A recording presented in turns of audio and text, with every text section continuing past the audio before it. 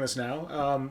This has been the bustedest stream that ever did bust because apparently YouTube is down right now. I didn't really know that. So we're hacking together Twitch, YouTube, all together to keep the stream going. I really appreciate everyone hanging around for this. And I appreciate new folks showing up, like Jade Finch scene. I don't think, Jade, you've been here before. You said you were watching the old streams, but it's good to have you. That's fine. Mork and Gork, if you can still chat on YouTube, keep chatting there, man. I got you all set up. You can see, I think, on Twitch that your chat is showing up as well. So that's good. Yeah. So before all this brokenness, David was asking what I've been up to, and you commented on how I've been painting a lot recently. That is absolutely correct. So I created this thing, November, inspired by someone's comment here. I can't actually remember whose comment that was because I'm a bad person. But yeah, they said like, hey, wouldn't it be cool if we did like something like mid-November, which is like doing all about Tyranids in November? And that was a really, really great suggestion. So that's kind of what I've been, well, not kind of, that's what I've been doing so far. And the goal for November was to make this beauty, which is a sketch by David Gallagher, which was supposed to be sketch for Carnifex, possibly Old One Eye because it's got the big crab claws. And I kind of went over this in the last stream, but the last stream got cut off. I did my old version of this a long time ago. How do I do this?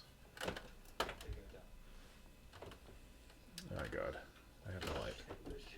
So I called her Hel, and she was an Old One Eye conversion that I made from an old pewter Carnifex back in the day, the old pewter Carnifex claws you can see there.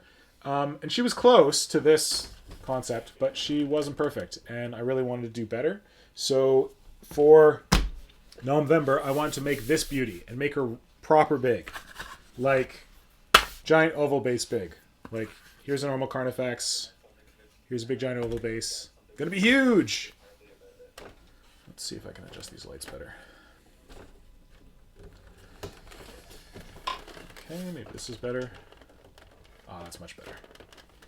Don't try for your flaky light setup, Mr. Pink.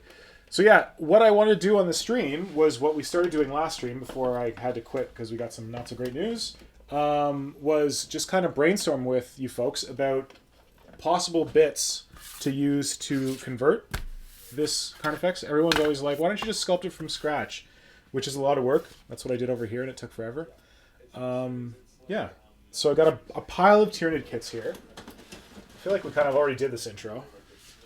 Bunch of different things. We got like a Trigon. We got Carnifex. We got the like, is it the Malanthrope? No, it's the Toxicrane.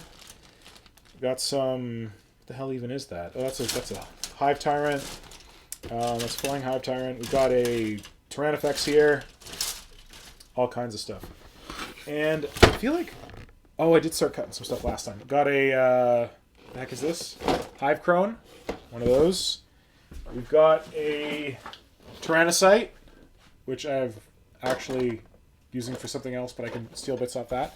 So yeah, just wanted to kind of get into it and see what we can come up with to make this beauty right here.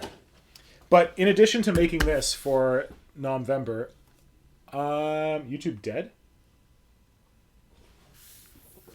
Routing issues in GTA. But apparently your video loaded, so that's cool. Oh, is Scratch Bashing? We're on Twitch, buddy.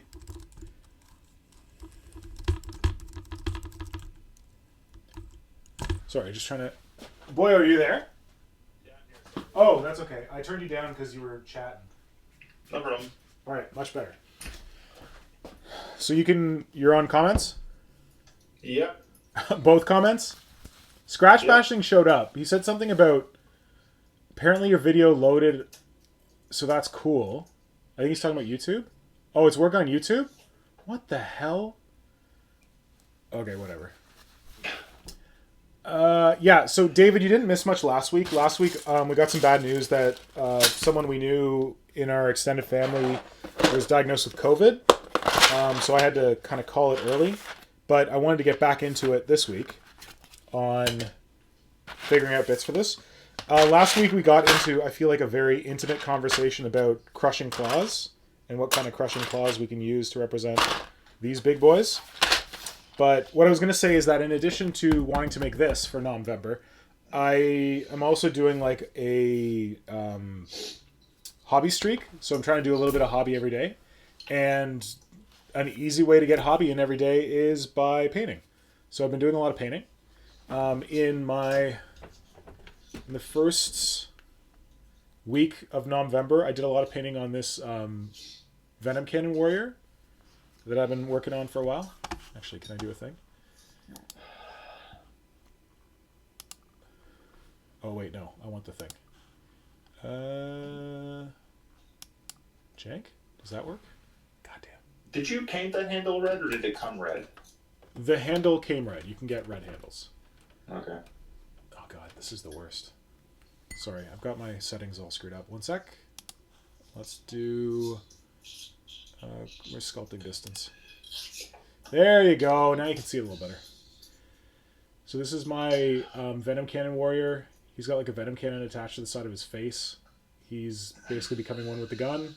So I've been doing a lot of painting on him. I've been experimenting with watercolor paints on him. I've not used them before. But that was last week. And he's pretty much done, but I gotta like fix his face and I don't feel like doing it yet. So I started painting this Carnifex, which as you can see is not at all converted and is completely straight out of the box. It's a Devour Effects inspired by one that High Fleet Mohawk put together. And I've also been using David's painting handle to paint the head, because this is a very convenient way to keep the head separate. So I can kind of like, oh, there we go. That's much better. Mr. Pink, would you consider just filming your painting sessions and not streaming them and then just putting them on YouTube? No, I think painting is really boring. Yeah, I know, but still. And I do a lot of this... No, I do a lot of this... You're not going to become Spiky Bits with that attitude. Fuck Spiky Bits, man. Anyone bought the super smooth Citadel butt plug? No, I want to get one just to mess around with it, but I'm really happy with the big jonky old butt plugs. They serve me well. Manzak Miniature says, when will you get the new sweet butt plug handle? I hear it makes working on projects more pleasurable, among other things. Hey, Manzak's actually here. Manzak, I thought you... Scratch Bashing, I'm disappointed Mr. Pink uses old single-use handle. What are the... Excuse me, Scratch Bashing, what are the multiple uses for the new handle? Say it. Say it. Oh man, Scratch Bashing just put out a recent video where he took his usual junk, but he made the coolest piece of scenery, man. Was that the autumn one? I saw like an autumn one where he was walking around Etobicoke. It's a Necromunda kind of piece of scenery, and he put his Calexis Assassin looking through kind of a window of it. Oh, it looks so cool. I don't know if it really works. It's very like not theme. It looks like a diorama. Yeah. Wait, are you saying something Scratch Bashing did doesn't work? I thought you were his ultimate fanboy. Scratch Bashing says there are at least 2 uses for the new handle, but the old handle had at least 2 uses. Yeah, sticking it up your butt. But you could do that with the old handle. Don't cover something to Epic while I'm away. Mork and Gork, I don't know what you're referring to, but I'll try not to. I think he's going to do laundry. But what did he say? Don't cover something to Epic. Convert something to Epic? Don't go over anything Epic while he's doing laundry. Gotcha. Oh, don't cover... I'm an idiot. Okay. So, yeah. Yeah, I don't like painting vids. I think they're boring. Okay. So I really don't want to do that. I also do a lot of painting with airbrush, which can get messy. Right. Yeah. So those new paints, can you talk about them, though? Those new paints you're using, what do you like about them? They're Sure. I got a thing here. Well, can I not knock down the camera while I'm doing this? Here, let's grab a pink one. So this is Warcolor. They are somewhat... People compare them to... Can I get one? People compare them to Scale Color in the sense that Scale Color is like a gel medium and it's pretty thick and it's got really good coverage. So these are similar. What I like about them is that they're cheaper than Scale Color and they have their naming system is pretty... Hold on.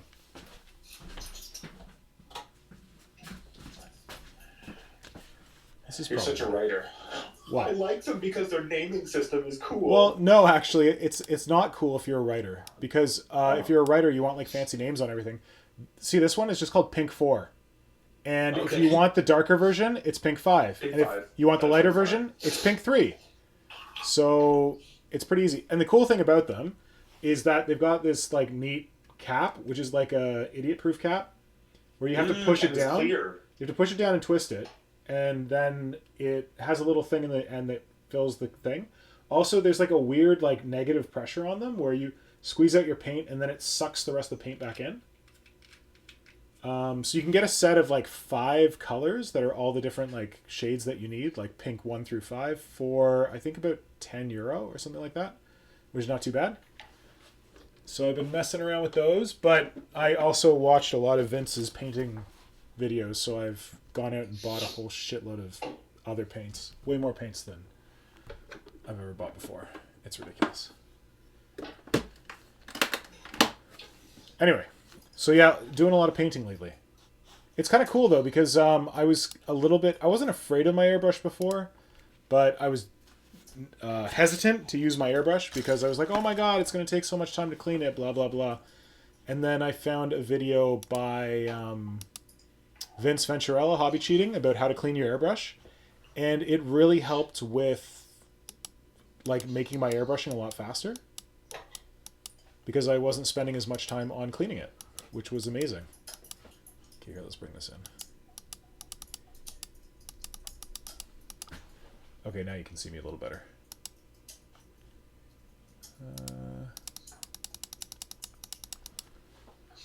This... The hell is going on?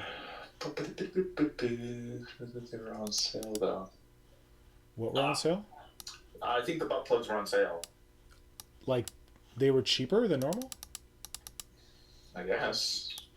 Maybe he's talking about different butt plugs. Well, I got the, I actually, there's like people who are early adopters. I'm like whatever the opposite of an early adopter is. Where I like to hold on to the old things that I have. So as soon as the new butt plug came out on the Games Workshop website, I went to Meeple Mart and I bought up a whole bunch of old butt plugs. Because I'm like, I don't want to be without old butt plugs. So you clenched. I clenched. You clenched down on the old stuff. Dr. HS Paintwork was talking about scale 75. That's David. So David gave me a code to get a discount on scale 75, which was awesome. But with duties, I bought it from the United States, and I wound up paying something like $60 in duty on my paint. Ooh. Which was stupid. So that's not David's problem. That's my problem. But then I ordered the paints from Warcolor, zero duty, and the shipping was only like $10. Oh, jeez. It was amazing. Like way superior to the deal I got on scale. So never buying scale color again. But Meeple Mart keeps saying they're going to get scale color in, but they haven't gotten it in yet. I wonder if I should put my actually I should talk to my paint store, my mini store over in Japan. And get scale color? No, to get war paint. They have scale color. War color? I don't know. Maybe. Okay, so for this guy, I have an idea for legs. I think I'm going to use the... Oh, that's really interesting. The Tyrannofex legs. Because they're big and beefy. Turvagon legs. Probably going to get a spacer in there. So we got those kind of sorted. For claws, I'm going to do some combination of a Carnifex Rock Crusher, Rock Cutter claw from Forge World, and maybe the Crab Claw, and maybe work in parts of the other Crushing Claws. Maybe work in a Hiveguard Carapace as a giant claw or something. I don't know. Might work. Okay. Sorry, Manzak was sculpting while drunk and woke up and looked at what he made and he's like, ugh, what is this shit? Oh, I want to see it. It's probably great. What did you sculpt? Scale mail. Scale mail. Well, that's challenging. Too big compared to the scale when you're want. drunk. It's pretty easy when you're drunk. Do you ever sculpt when you're drunk, Mr. Pink? Sculpting when I'm drunk? Well, I should probably drink a little more and then we could do some sculpting now. No, I don't think I sculpt when I'm drunk. Like, I'll have like a beer or like a scotch when I'm sculpting, but I'm not drunk. Painting with a few brews is pretty nice. Makes you nice and loose. But Do you sculpt while drunk? Do you paint while drunk? no, paint. Do you sculpt while drunk? Me? Yeah, you. Nah. I'm not usually at work when I'm sculpting stuff. Oh, yeah? That's a good job. Yeah. Okay. So, last time we kind of messed with the claws, and we kind of messed with the feet. I want to mess with the body. I want to find a good torso for this mofo. So, what do we got? What do we got? Zach is cool. I think Carnifex torso is probably too small. If you don't pay duty from your... Tyrant too small. Apparently, Dr. Paintworks has some very complicated ordering to avoid duties. Dr. Paintworks is David. You know that, right? What? Dr. Paintworks is David. David Hill from the other one. Okay. I don't know who those guys are anyways. David Hill from... he's the one who made the handle. Ah. I know who that is. So I think this guy's torso might be good. He's big and beefy. This is the Toxicrene, or whatever the heck that other thing's called. I always want to call it a Ceravore. I think it's something else. I think you have issues with somebody named Sarah. Saro, not Sarah. Okay. Let's see what's going on here. Yeah, Colin had like all these ideas for bits that I could use apparently, and I missed it last week, so I'm sad he's not here. Maybe he'll join later. Man, Zach, if you have to abandon us at 9 p.m. for your real first love, Vince, I will understand, but I'll still judge you. Okay, this is... But we paid the YouTube gods to screw his channel over. Well, apparently YouTube is not working again. It was, and it's not. I don't know. That could be useful. That's like a big honking torso. But how does the... Oh. Let's get these out. Start working at my end. Peter Hampson says YouTube's working on his end. Weird. Okay. Slightly. Maybe it's like a GTA thing. Scratch Bashing was saying something about it being GTA centric, but you're not in the GTA, so. On Twitch, YouTube froze. Manzak says I'm not getting anything on Twitch. What? YouTube froze. How is it not coming on Twitch? Twitch looks okay to me. It's okay in Japan. It's okay in Canada.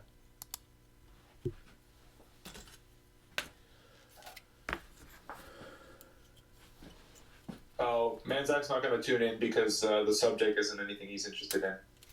Yeah, so the thing with... Manzak, can you answer my question? Or answer my question. Can you answer something for me? Is Vince always Warhammer Fantasy? Like, is that his jam? I wasn't clear on that. Because I've only watched his painting videos. Sorry, not Fantasy. Age of Sigmar, whatever.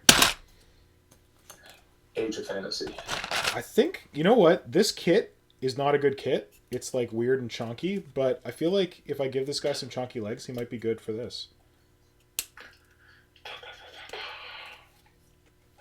Man, it's really fucking with me hearing myself back over my phone a second later. Sorry, I think it's the speakers. Should I take you off the speakers and put you the old way? Please take me off the speakers. Okay. Save my life. Okay. But I got new speakers, and people can hear you so well. To my face, I don't want to do that anymore. Okay, here we go. Tell me if this is better. Way better. Oh, I see. Take me off the speaker means people can't hear me. I put you right beside the mic. They should be able to hear you. Oh, so hot. So uncomfortable. Yeah, always. He will do some 40K stuff, but he's all fantasy. It's really great. Okay. I'm not a fantasy person, so that stuff does not interest me. Yet. Well, a bit. Like, I like his painting stuff, so I was like, oh, I'll give this, like, Warhammer Weekly a chance. And I watched the last one where they were, like, predicting what was going to happen with Broken Realms, which I don't follow Age of Sigmar, but I'm curious about new armies and new models. So that was kind of interesting. Wonderful. But when he starts talking about, like, lists in Age of Sigmar and power gaming and shit, I'm like, I don't care. God damn it. And by power gaming, I mean anything that has to do with just, like, actually playing winning. Okay. I want to win. Ugh, power gamers. I don't know if I need this piece. Why the hell did I cut it out? Because like I'm like, oh, this could be his like groin, like crotch area, but he's got this big thing coming down. So, and I wanted that to be like the old warrior thing, even though it's way too small. But I don't know. Figure something out. Last week, did you actually do anything other than cut bits out, or that's all you did? That's all we did, and we just like chatted about junk. Mm. Hey, what do you think about the models that came out this week? Me? Yeah, the stuff Games Workshop has been teasing out. Refresh my memory. I don't really know. I was hoping you'd refresh my memory. Okay. Oh, there's a thing. That alien that you like so much. The alien that I 4 like so legs, much? 2 arms. Oh, a Like a Zote! lizard. A Zote! Yeah, there's a new Zote. Yeah, that new Zote is Playing football. yeah, the football Zote is cool, but it's Forge World. Jade Finch Scene says, I found a shaper on Amazon that says made in Germany. Zem is the brand name. Zen doesn't sound right. Zen. Okay, so Jade, I'm working with Hydra right now to source some of those shapers, and Zem is not one we're looking into. So hopefully we'll have them soon to be able to offer to people. But yeah, I don't know about Zem. I've not heard that one. Manzak Miniature says that it isn't great of an interaction over there unless you're somebody. Most of the time, it seems like the chat ignored unless someone touches on something the right time and they agree. That agrees with them. Yeah, so. I kind of saw that when I was watching the video, that they didn't seem to interact with the chat that much, which is unfortunate. Well, I get it though. Like what you're doing is you're focused on sculpting right now, and we're talking to you. That works. But if you're focused on talking, and people are like, "What about dogs? Do you like cats? I have a dog." I would say that if I'm trying to sculpt, it's harder to interact with people than if you're just like chatting about like news and shit. But like you can still like say, "Oh yeah, news is crazy. I'm still sculpting." Yeah, and I do have you to help me, but yes, I do. Yes, you do. Which I appreciate. Blitz Mechanica says YouTube is working. Hey, Blitz. This is gonna be the whole night. YouTube's working. It's not working. YouTube's working. It's not working. I'm recording. Blitz, it's fine. we think it's a local Toronto-based problem. So. Well, Blitz is Toronto-based, so that doesn't make sense. Oh dear. Then we don't know. Okay, so that's that. So I've high-graded some pieces out of the whatever the hell this is. Wait, where's the rolls? Or where's the instructions? This is a Toxicrene and a Ceravor Malceptor. Fuck, it's a Malceptor. Right. Malceptor. Yeah. I don't know if there's anything else to steal from this. Jade Finchstein already ordered the Zem shaper. Should get there next week. He's in Utah. But I will definitely get one from you if I can. Jade, what was the cost on that, if you don't mind? Sharing. Dishing, buddy. Why don't you dish? Manzak says he agrees and understands it too, but having a chat defeats the point. Plenty of chat about relevant things. Yeah. Yeah, like the whole thing with having the chat is that you can actually be like on with people. Like I feel like I'm actually talking to you folks, so I think that's the beauty of it. No, it was a global problem. IIRC over here in the UK videos weren't playing at all. Oh, okay. Wonderful.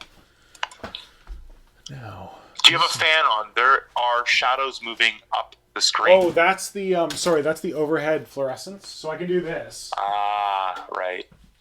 But then it's really dark, and if I want to show you anything, it doesn't really work. So I can leave them off if it's annoying. Ooh, Let me know if it's annoying. Ooh. It's just the lighting switch is not perfect. I should get another light up here. That's what. Jade shared a link to the ZenBrush Pro. Ooh. The cost is currently unavailable in Japan. Dang. Wait, was it on Can't tell you Amazon? the cost. What? Was it on Amazon? Oh yeah, Amazon. Okay. Yeah. Set of 5. It looks like. Whoa, for 16. It does have your bullet tip. Can I get at that chat? Where's the chat? Let me see if I can look at these. I close it. I like that Instead of Twitch 5 just for like 25. I like that Twitch just throws up the currently Yeah. unavailable in Canada. Unavailable in Canada? Yeah. It looks Ah, like losers. we ship internationally. Don't change. That is that a bullet tip? There's something weird on the there's something weird on the bullet tip.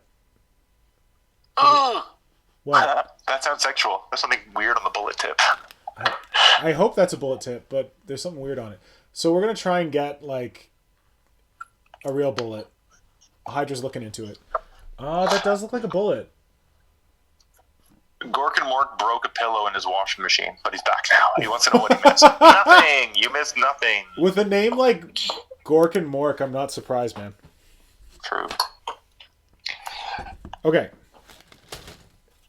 So as much as I think this kit is garbage, it's actually pretty good. Yeah. It's got like some big chonkin arms. Oh, you know those white siding talons that you have? Those biggie Yep. boys? Yep. I was thinking they would look good as, you know, the old school Lictor had those 2 siding talons on that. They're like weirdly above his head. Yep. The I new think you the new could do Lictor has that that. really interestingly with those 2 talons. They're a little big, I would think, for a Lictor.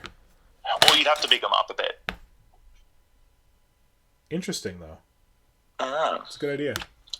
I was thinking about making a Lictor that was Tyrant size. I thought that might be fun. Because I've had this weird thing where I always loved Lictors. Like back in 2nd edition when I started playing Tyranids, Lictors were absolutely disgusting. Like they were amazing. They were so good. Right. And I think I fielded 3 or 4 of them. Mm. And they just would destroy things. And then they just got really bad. So I loved them back in the day. And then they don't really measure up anymore. So that makes me sad. So I still want to make like Lictors. I don't care. They're cool. It's a cool concept. Evan even if the model's Warped bad. is saying you could adjust your camera settings to negate the fluorescent. Evan, I tried that. It's not working.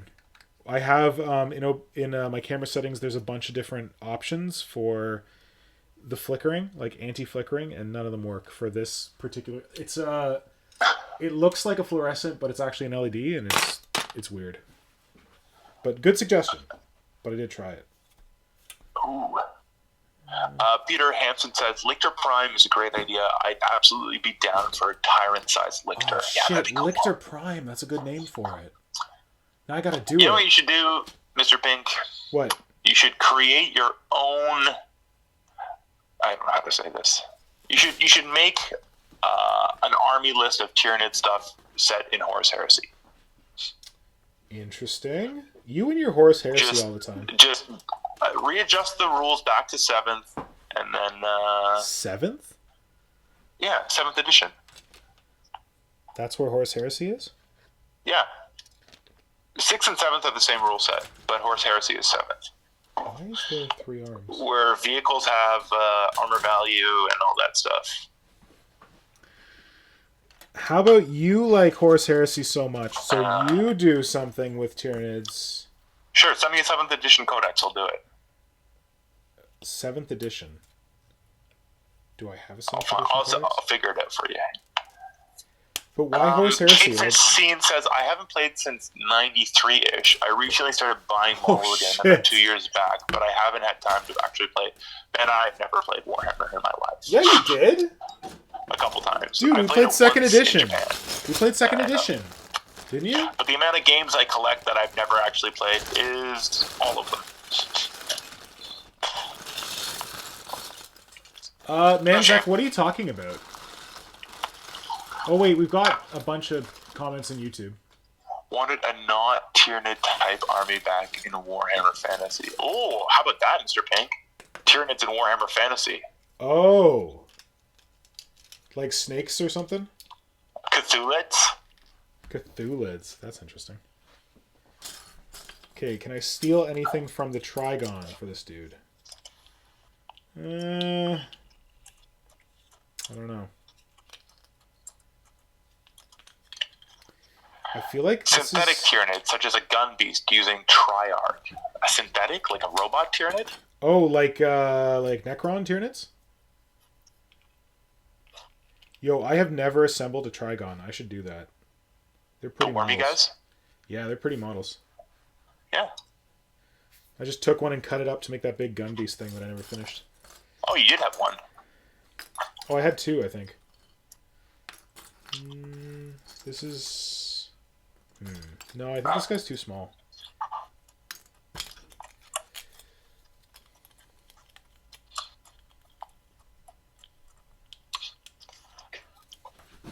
I'm missing shit. Oh my god. What I love about the Trigon, though, is it's got this sexy armor carapace plate.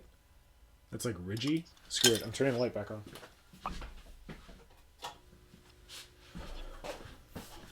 Blah, blah, blah, blah. This is one of my favorite bits on the Trigon that I've never used for anything, and I really need to. It's like if Batman was a piece of armor carapace. Or back armor plating. God, it's so nice. I don't think I can work it into this guy, though.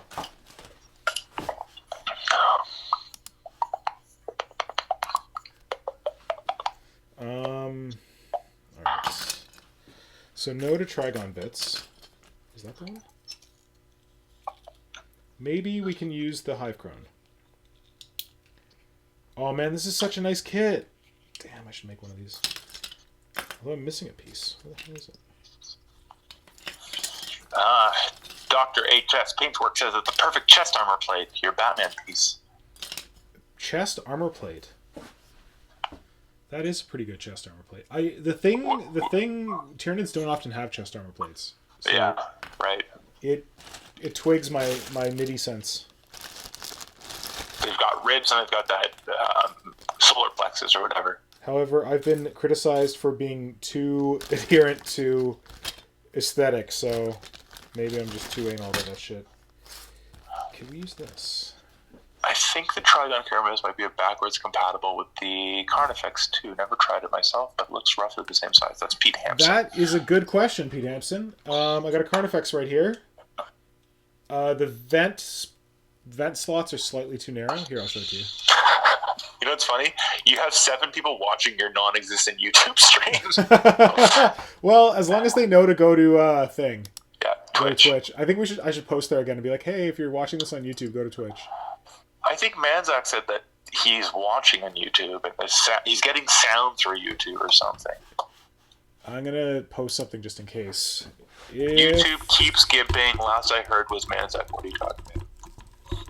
Old One Eye, he can have whatever you want. Good point. Also close. Oh, I see. Huh? Nothing. He's talking about how close. What kind of base are you gonna put onto that Carnifex? I'm gonna get. Wait, this one? The one I'm The painting? green one. The green? The green one. So I've kind of like fallen into this thing with my new Tyranids where they're all on the. Hold on. Zone Mortalis bases? Yes, the Yeah. Zone Mortalis bases. So because I paint them all like greens and blues and stuff, hold on, I'll grab it. I made my two. Dude, somebody's on your Twitch stream who's trying to tell you buy followers, primes, and viewers on. Oh, spam! Kill him! Wow. How do I ban him? I don't know. I don't know, Twitch. Get the fuck out of here. Killing Cold's here. Adam, want to become famous? Fuck off, buddy. How do I get rid of you? I want to ban you. Engage him. Oh, here we go. Ban! You're banned! See you later, jackass. Have you ever had to ban anyone before? No, it was my first ban. I mean, Ooh, Jacob kept trying to post sexy stuff, so... but you're all into that. How do I... Okay, I've banned him. Now how do I get rid of this thing? Oh, no, go away. Did someone say something? Yeah, but He's been banned. Okay, now how do I make this go away? God damn it. Oh, maybe I need to actually make this bigger so I can do something with it. One sec. Ah, there we go. Let's see. How's it looking on OBS? Can we still read everyone?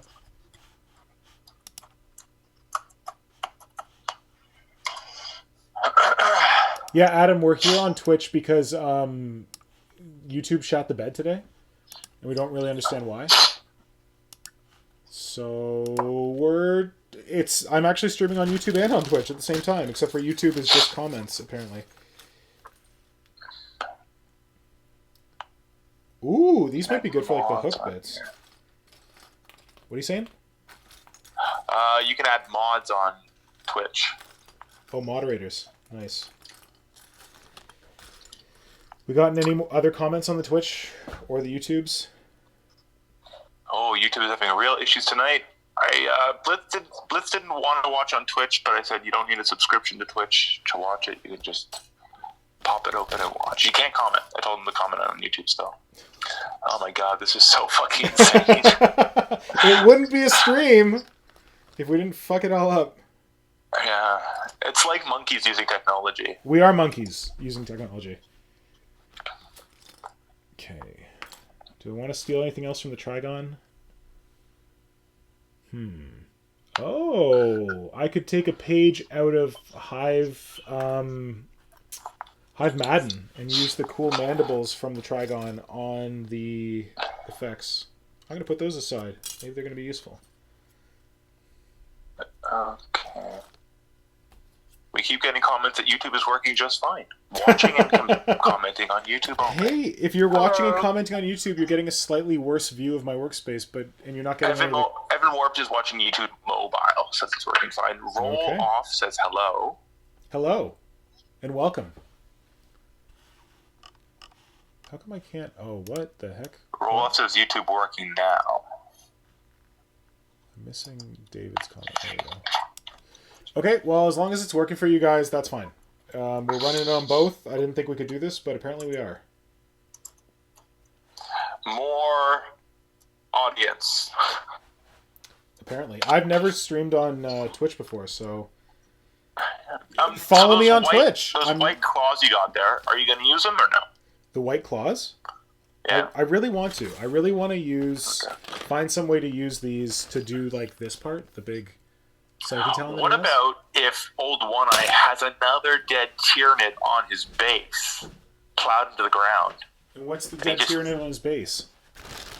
It's got those claws on it. You really don't want me to use those claws, do you? No, I don't know. I don't like the back hook on it. The elbow hook. Oh, no. Okay. To be clear, this is going to be gone. Like, the back hook is going to be gone. I'm just going to preserve the hook part at the front, the scythe part, and maybe the armor plates on the edge. I just want to be able to say that I made them and that I'm using them. But the problem is that I only have one where the hook is preserved. All the other ones, the hook is snapped off, so I need to, like, re-hook them. Which is a bit annoying, but I guess I can figure it out. I see the problem there. But I'm not gonna use the whole thing, don't worry. You've been asked if you've glued together your gun beast yet. The gun beast? No, it's still in components.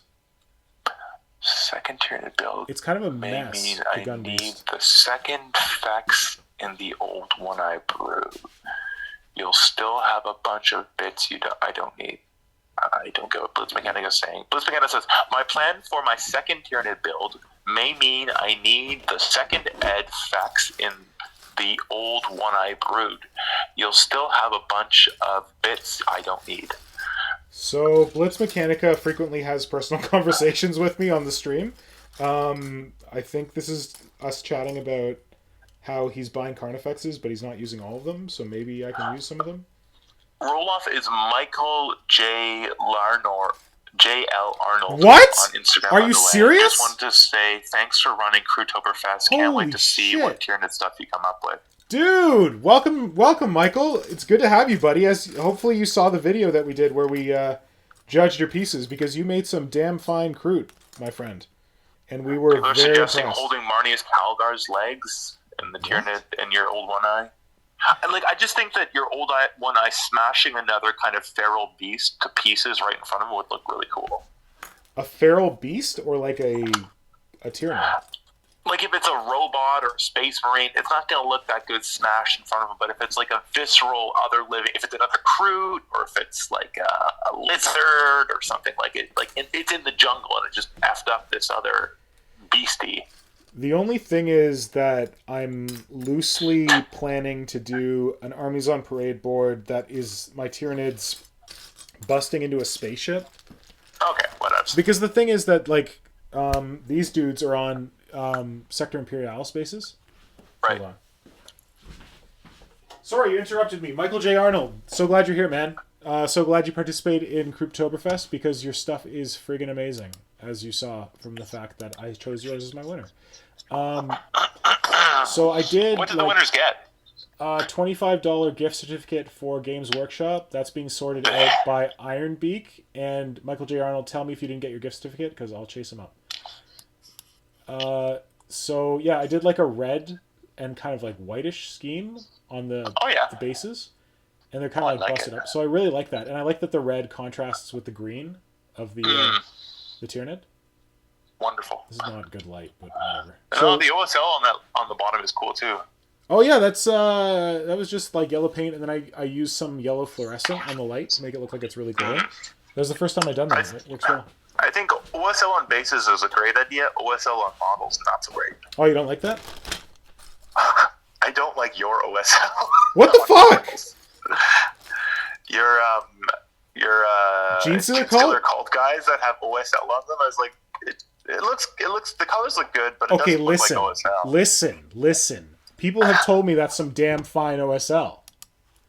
I'll have you know that High Fleet Moloch, the very Marco Schuster himself, told me that my airbrush is masterful. So I'm not denying that. I'm just saying your OSL is shit. God damn it, I hate you so much. Why am I related to you? Roloff was just looking through your Instagram to get a good look at Hel. Your sculpting skills are on point. Thanks, buddy. That's a really old model. So I'm trying to do a new Hel right here. So new Hel.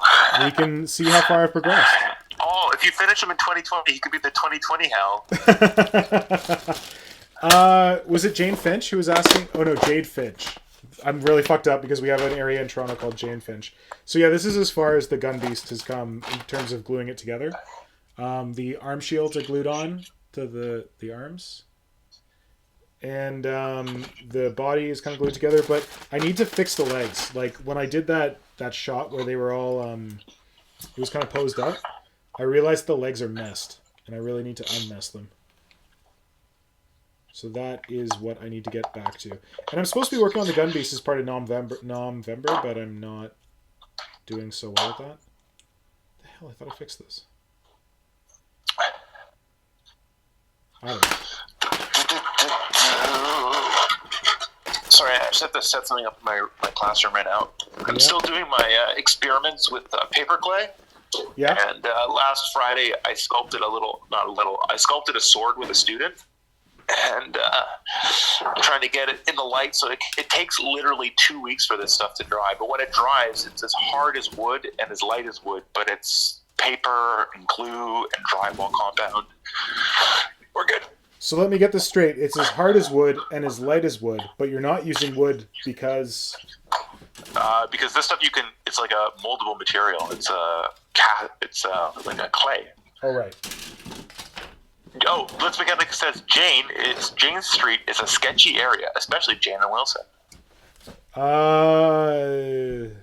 Blitz Force Spray is here. Let's not talk about it being a sketchy area. How much of this do you think you will sculpt? Oh, of your Hel.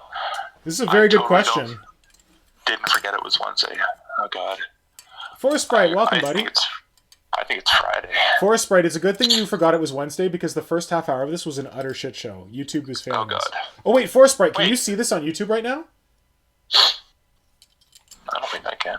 Because we're doing this on Twitch as well because YouTube is shitting the bed. Oh, she can't. She said, "Oh no, I can." Oh no, I can. Well, in case you want to go to Twitch, we're on Twitch as well. Who was asking how much of this I'm going to sculpt? What? Who's asking how much of this I'm going to sculpt? That's Roloff, Michael. Michael, the way that this happens is that I start off with a bunch of bits and I'm going to convert it. I'm going to just like do a little bit of sculpting here and there, and then I wind up sculpting the whole damn thing. Like the original, you sculpt a layer of green stuff over everything. Exactly. So the original Hel, if you remember, in I think it was third edition, maybe fourth edition, there was a Chaos Demon Prince, And if you look at the head for Hel and the armor plate on the chest, all that was inspired by the shape of like the pewter Demon Prince model. But if you look inside Hel's mouth, there's a oh god, what am I doing? There's a bigger set of teeth, and then inside there's a smaller set of teeth. The smaller set of teeth is actually that demon model. So I was like, yeah, I'm going to use this demon head. It's going to be all good. And then I sculpted this whole head on top of it because I'm an idiot. So likely, I'm going to do the same thing with this. Where I'm going to start off saying that, oh yeah, I'm just going to convert it. I'm just going to like kit bash it onto other bits. And then I'm going to wind up sculpting a lot of it. Oh, Forest Sprite is coming over to Twitch. Ooh, Forest Sprite gave you some lewd zucchini, not zucchinis. What are those? Lewd eggplants. So, Blitz Mechanica, it is Hel with one L because it is... when I named my Hive Fleet, I named it Hive Fleet Fenrir. This was back before I really realized that Fenrir was almost fully a Space Wolf thing, but I don't care. And the reason I chose to call it Hive Fleet Fenrir was that when I was looking for a name, my cousin put me onto this website that had a bunch of different monster names, and it had like explanations for like the myths behind the monsters, and I really liked the fact that Fenrir was chained to a mountain, and the whole like story of Fenrir was that in Norse mythology, if Fenrir ever got loose from the mountain, he was a giant wolf, and he would go and devour like the Allfather, the god of all gods, Odin. And I thought that was a cool kind of parable for the Emperor, if the Emperor was Odin, and like the idea that the Tyranids are coming to like destroy the Emperor. And my idea for my Hive Fleet was that it was a Hive Fleet that got so damaged in a battle with the Imperium that the Hive ship crashed into a planet, and it started eating the planet, devouring the planet, and it eventually turned the planet into its own. Oh shit, Twitch is freezing? I can't get this right. Anyway, so the Hive ship crashed into the planet. It gutted the planet. It hollowed it out from the inside, and it used like the crust of the planet to become its exoskeleton. And then that was it kind of like freeing itself from being chained. And that it starts moving, and it starts moving towards the center of the Imperium. It's going to go eat the Emperor or whatever. And to carry over the like Norse mythology and like Norse monsters and all that, I wanted to have a bunch of like named monstrous creatures. So Hel with one L is a Norse god of the underworld. She's a woman, and I think the fluff for her is that she's half alive and half dead. So on Hel, on the original base, Brother Pink sculpted me. You can't really see it, but you might be able to see it in the pictures. There's a face on there that's like half a skull and half like a woman's face. So that's supposed to carry over the like half alive and half dead theme of Hel. And then I wanted to make like Jormungandr, which is the world serpent. So make like a big trigon, that's that. And then to represent Loki, I had fluff that I had a lictor who represented Loki, and he would like go out and like, he was very intelligent. Well, I guess this is going to be my lictor prime. He would go out and he would like get new information for the Hive Fleet and shit like that. And he was the one who was kind of trying to engineer the Hive Fleet's freedom from being chained to this planet. So that's why it's Hel with one L. Long story told. That model you made for Marco that's stuck on the eye, was that finished? It's almost done. I need to finish it and get it going to him. He's kind of like... Could that be Loki? Shit. I think I just found my carapace. Oh shit, this is amazing. So I have this thing where like, I haven't bought Tyranid kits in a long time. I've been working off the same plastic Carnifexes I've had for years. And then I decided to go out and buy the Hive Crone. And this is a really nice kit. And I think that the Hive Crone's carapace plates are the perfect carapace plates for Hel. Perfect. Damn, I'm really excited about this. A while back, somebody recommended putting a smashed Gene Stealer in front of him. Like, he's just like, fuck you, Gene Stealer, get out of my way. Why? Because he's boarding the ship, and he's like, come on, get out of my way. Blah, blah, blah, blah, blah. I guess it shows that he's just like completely out of control. She. It's a she, not a he. She. One thing you could do, is your Hive Fleet still Fenrir? I don't know. That's the thing. I wanted to ask people about this. So, like, Space Wolves. Oh, actually, when I recorded those fluff bits, I pronounced it Venrir. Venrir. That's interesting. One thing you could do is look up the actual Norse pronunciations of things. Like, I looked it up for Jormungandr Yeah. a while back, just for fun. So it's really fun to kind of, maybe you could pronounce it closer to what it's actually supposed to pronounce as.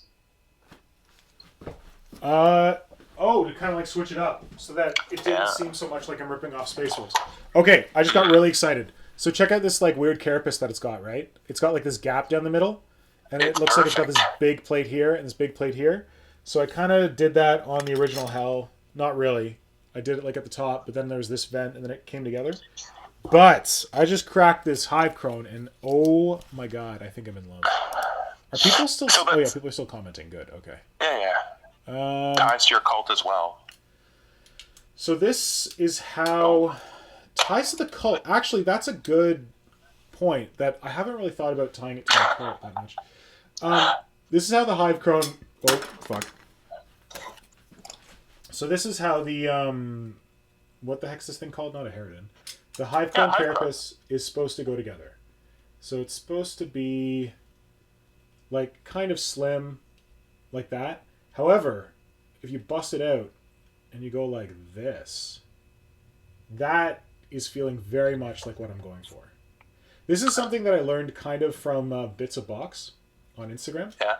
Where, like, the other thing I did was I grabbed the chest piece off of the Toxicrene, whatever, and I put it like this. It's like, okay, yeah, that's a standard Tyranid chess piece.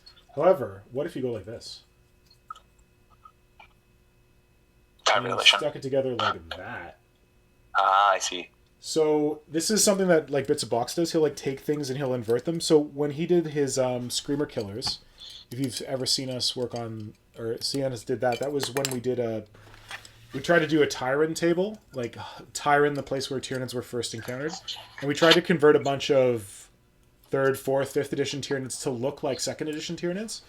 And one of his big things that he did with the Carnifex, I think I have one here, is that he took the chest pieces of a Carnifex and he inverted them, and all of a sudden it started looking a lot more like a Screamer Killer. Oh wait, I do have it. So, do you have it here? Oh, no, wait. It was the back carapace. Okay, I'll show you. So, and if you're interested in Tyranid ancient history. So, okay. Reference. Carnifex. Oh, shit. What? Oh, I was like, why does my room smell like smoke? It's because they're burning leaves already. Oh, and you might have to go? I don't have to go. But, oh my god. It smells a lot? I looked over where they're doing it, and it's just a big old pile of smoke in the forest. Why are they burning leaves? They roast sweet potatoes for the kids. Oh, nice. Also, the kids inhale a hell of a lot of smoke while they do it. It's really kind of fun and super dangerous. Fun in a way that only Japanese can be fun. Okay, so see that? That's a Carnifex carapace. So see how it like starts narrow at the hip and then it gets wider to the front? And then on when we tried the Screamer Killer, we took that same bit, but we took the part that's supposed to be in the middle of the carapace and put it on the outside, and the part that's supposed to be on the outside of the carapace and put it in the inside, and then you wind up with something that looks more like that. And then the other thing is you look at the back carapace of a Carnifex. See how it's got like the vents there, and it's got those edges of the plates? Well, Bits of Box is a friggin' genius, and he did this. He took those pieces and he aligned them facing each other. So it gives that gap in the middle that you might recognize from like a classic Screamer Killer, where the vents would go. And then these are sticking out. You can fix them if you want. And then you just got to clean up the edge of the plates. So that's how you realign Tyranid carapaces to accomplish cool new things. I got to finish that one day, but whatever.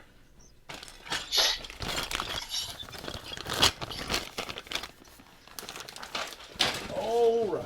Sorry, there's some stuff going off in the comments. What's I up? will read about what Roloff says. My fleet was High Fleet Yakon, based on a monster in the original Dragon Ball. their carapace absorbs solar energy, so when they have consumed all of the system's biomass, they consume the sun. If you're looking for Fenris, Hel, Jormungandr, and Loki, will you add Angerboda as well? She is the Jotun giant that Loki sleeps with. Ooh. And Fenrir, Jormungandr, Hel are their 3 children, I see. Forest Sprite, I say Space Gray. Always Space Gray. But yes, tell me about more weird Norse monsters, because I want to make more. What about if this Angerboda was a flying one? So tell me more about Angerboda, and like in your opinion, if you had to pick a Tyranid. So if Hel was like Old One Eye because it's half dead and it's like regenerating, and Jormungandr was like the Midgard-Zolom, or like was like a Trigon because it's like a snake, and Loki's like a Lictor because it's like sneaky. What would Angerboda be close to? Like in terms, like a Jotun is like really big, really sexy. When I wanted to do Fenrir in the beginning, my Fenrir was going to be my Hive Tyrant, but now I'm wondering if I need to come up with something better.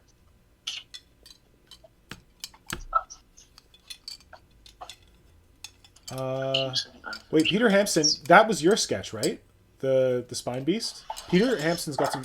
Okay, roll off. Do not talk about the Dimacaron in my presence. I fucking hate the Dimacaron. It's the worst model. It's so bad.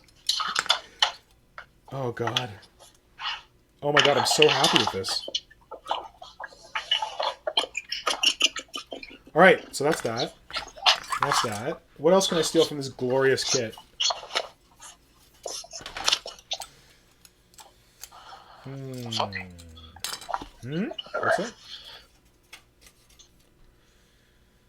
I feel like I should steal the waste.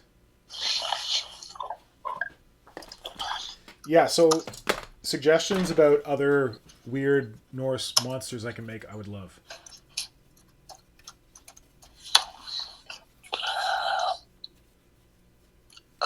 I think it should be a flyer. What would Mando do? Did you see the recent one? What? No, don't talk to me about Mandalorian. I do not have Disney Plus, and I will not pay for it. I don't pay for either. I'll send it to you. We do not pirate stuff in this house. The guy from Kim Convenience is in it. I read about that. Apparently everyone is losing their mind about that. In Toronto, yeah. So the other thing that I noticed about this, about Hel when I was converting her, is that I couldn't tell if there was like multiple sets of teeth in here. Like I can't tell if this is a tongue or if that's just like teeth. So like when I did the original Hel, I put multiple sets of teeth, and now I'm wondering if I should do that again. Oh man. What? There's some comments I should read. Peter Hampson says, "Oh yeah, I'm super glad you liked the sketch of the Cluster Spine Beast on Instagram, by the way. Love drawing that thing. Kind of want to make it in plastic once I've moved out and set up a new setup." Temperature, we're going. Yep. Then it's... Oh, these are 2 boys talking. Michael and Peter Hampson. I want to know more. Sitter as a hairspec, spewing out lava. True, Mandalorian should be called Baby Yoda Show. So, roll off. In terms of fixing the Dimacaron, that might be a preview of something that's coming soon. I mentioned earlier in the stream that I have this thing, the Tyrannocyte, and that I have a project that I need to do with it, possibly to make it a better model. And it might be that I've enlisted other people who like Tyranids to take existing Tyranid models and make them better, but we're not ready to launch that yet, so I'll let you know when we do launch it. But the Dimacaron has been assigned, and the person that has been assigned to it is maybe not very happy about it, because the model is friggin' hideous. You've been assigned the Tyrannocyte? Yeah. Ooh. Flip that bitch upside down. Let's make that the next thing we don't talk about until it's time to talk about it. Why? Because ruin the surprise. Okay. Morgan Work says, I don't know enough about the Tyranid lore or such. Gotta go? What? You gotta go? I don't know. Just tell me... Don't tell me about Tyranid lore. Tell me about Norse lore. Like, tell me about some weird other monsters that are within the... Like, hanging out with Loki and Hel and Jormungandr and stuff like that. And Just tell me Rick about Sand Angerboda. here. What? Rick Sand is watching on YouTube. Damn it! Rick who? Oh, Rickard Sand. Sorry. Hey, welcome back, buddy. Rickard Sand, are you actually seeing this on YouTube? Because we didn't think it was working on YouTube right now. Guess she would be a queen of some sort. Oh, nice. Mark and Gork, this is good. So Angerboda would be a queen. Loki slept with a bunch of weird things, and the children of Angerboda bring the Ragnarok. Okay, so Angerboda... Another thing I played with doing was the classic combination of an Arachnarok spider with Tyranid stuff, and that could be good for Angerboda.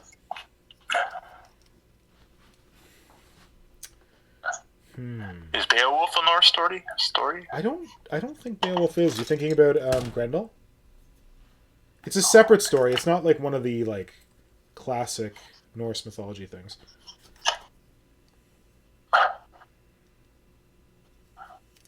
There's Sleipnir. Oh, do you know who Sleipnir is, Mr. Pink? No, Sleipnir... Do I know who Sleipnir is? Sleipnir is Odin's horse. That's not like one of the like... Because Loki and Hel and Jormungandr, these are all like... They're like folks are saying. They're the children of Angerboda. And they're kind of like the evil gods or whatever. So I'm looking for like the evil gods of Norse mythology. Well, what if Angerboda was like a ship? Oh, what if the High Fleet was Angerboda? Ooh. Because we've got the problem with Fenrir being taken by the wolves. Right. Oh, maybe it's High Fleet Angerboda. Oh, if Angerboda is the mother of monsters, that's pretty friggin' amazing. But how is Loki going to sleep with a ship? No, it's High Fleet Angerboda, and then like all the...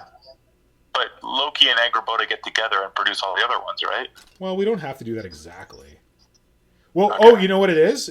So my thing with Loki is that Loki was supposed to be a lictor, and the lictor is supposed to go out and like collect biomass, and it's like rebuilding the ship. So it's like bringing it back. So Fenrir is no longer the High Fleet. Maybe Fenrir is the Hairspecs. Because it's like a devouring beast kind of thing. Sleipnir is also a type of tool steel known as SLP at work. What? Sleipnir is a type of tool steel? That's pretty badass. That's like fucking mithril. Like calling a kind of steel mithril. Oh, I had an idea. So, like, you know that piece on the two back plates, there's that really cool vent thing that you made? Yeah. What if that was, like, also part of the dead, blasted off face thing, that it's, like, bone-ish down the spine? Like, This is like, bone. What? That this part between the two armor plates at the back is bone? It's like bleached bone. Like, that part got burned off and it's starting to heal over. I like that because I did that purple before, and I don't know, I didn't love the purple. It was such a cool sculpted detail you did, though. Yeah, I loved it. Oh yeah. And like right now, the bone you're doing on your crew, that bone would look so cool with the details you sculpted. Well, I am gonna like sculpt in. Yeah, but you could like continue the bonish of the face beyond back of the head down the spine too. Anyways, oh, Rickard is on Twitch. Switch to Twitch. Welcome to Twitch. It's my first Twitch. Be gentle. Basically, Goldfish is his handle. It's funny how everyone has these different handles on one and the other. Come on, guys, branding. Why don't you make it the same? Okay, I am in love. I think I fucking figured this out. Like, this is gonna be the carapace, and then the head's gonna go in here, and then we're gonna get these armor plates on here, and we're off to the races. Blitz Mechanica now wants to buy some Space Wolf miniatures because we're talking about Norse mythology, and he's playing Assassin's Creed Valhalla. Dude. Olaf says Surtur is the fire giant's king. Could be an exocrine king of pyrovores. Ooh, I like it.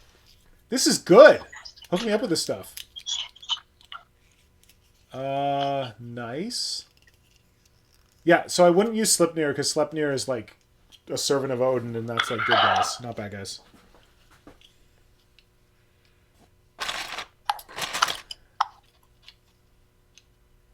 But if you do make a King of Pyrovores, you know where the gun has to be, right? Between I'm his not legs. making a dick gun, Craig. You're obsessed with dick guns. It's I'm not not healthy, obsessed buddy. with dick guns. I just think there needs to be one dick gun. I have made so many dick guns in my career for you. You need to No, you just... haven't. Dude, I What? have. I made that dick gun on the homunculus. Homunculus dick gun. On the Raider. The Raider that is Raider, homunculus dick gun. I gotta go look at that for a bit. Talk to just you check later. your Cold Lonely Night dick gun file and it'll be in there. Yeah, true. Modern Synthesis blog, I'll find it. If you look up Bob's Homunculus Coven. Ooh. Okay. Bob? Barbarous Bob. I think Okay. the tag is something like Bob's Homunculus Coven. It's the guy I was making them for. It was a commission. Oh, really? Also, if anyone wants to commission me to make them some Chaos Hunting squats, I would love to do that. I have a crazy idea. Chaos Hunting Squats. Oh, yeah. I got an idea. Caradron Overlords. Chaos Hunting squats, man. How much would it cost if I got you to make me a dick gun? Well, I'd have to give you the friends and family rate, so... Ooh. Although I'd have to give you a Because the friends and family rate takes 3 years to finish one thing. Shut up! Come on, show me some. You want dick Raider. gun. Just look up, like, Homunculus Coven Raider or something like that. No dick gun here. But I do see Bob's Homunculus. Those guys are cool. Yeah, they were my original Homunculus Coven, and they are still my best. Should be able I still to find- don't know if he painted them, and I kind of, like, I wanted Yeah. to get in contact with him, and I actually wanted to, like, offer to buy them back from him, because I feel Oh, like I did shit. such a good job, but he's not... The email I have for him doesn't work anymore. Oh shit. Yeah, and he was kind of... I think it was my first commission, like, of that Yeah. scale, and Yeah. we didn't really negotiate beforehand, so I was like, oh yeah, well, I'll just see how long it takes me, and then we'll go Yeah. from there. And it took me a long time, and I put in a lot of work on those things.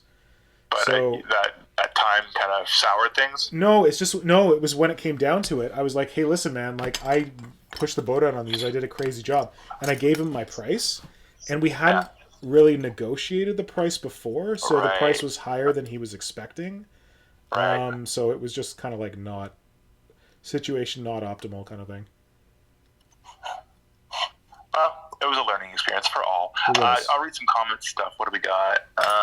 Ass Wang, after Filipino cannibal vampire thing, myth actually, has sad cultural origin though. You got Ass Wang. What about Egyptian mythology? High Fleet Apophis? Spelled wrong. So Apophis I learned about recently, and I do love Apophis, and like it's really cool. Apophis, I think is the name. But I'm sold on the Norse stuff. Well, why not do Apophis for your Necrons? If I ever get to the Necrons.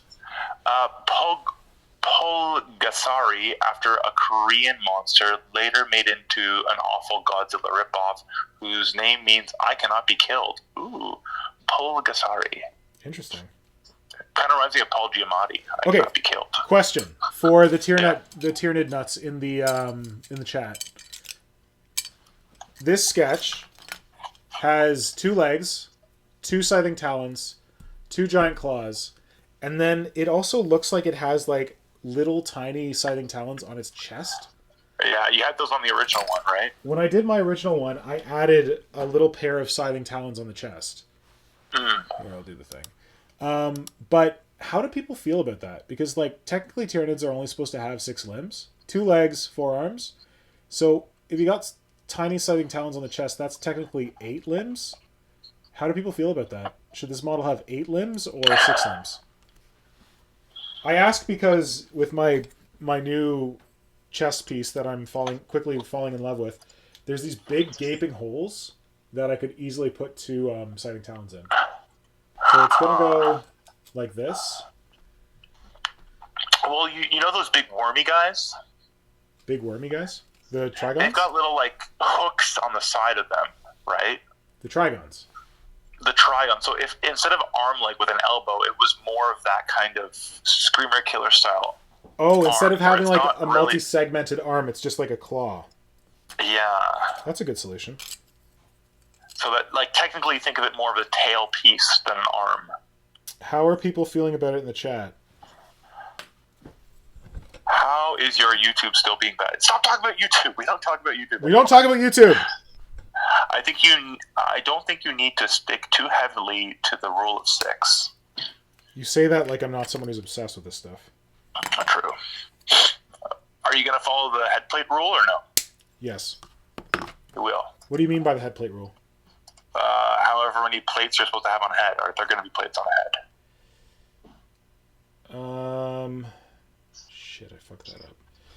I think it's okay. He's a borderline mutant with overactive regeneration. It's possible that he's grown back vestigial limbs. You are correct.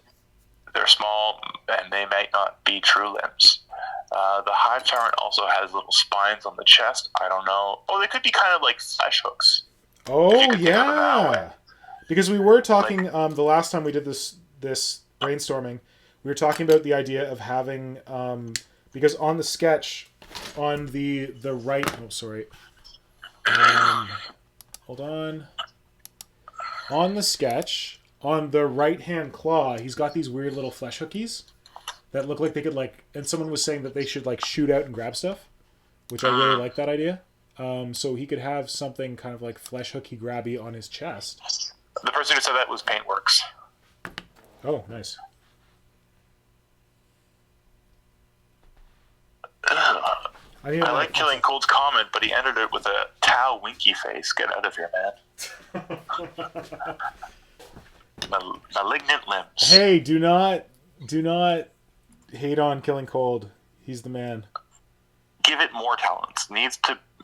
You don't need to make it like GW Boring Skull. Throw more weird and fun flavor on it. Roloff says the Hive Tyrant. Oh, we already read that.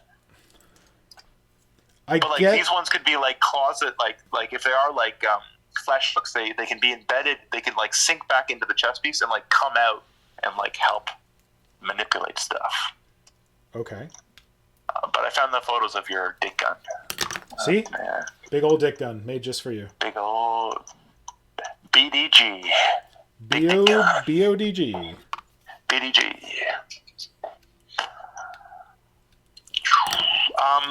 In 15 minutes, is it okay if I leave? Yes, I should probably go to bed in 15 minutes. Technically, it is lunchtime in 15 minutes. Nice. I will allow you to take a lunch break. Thank you. Thank you for your assistance.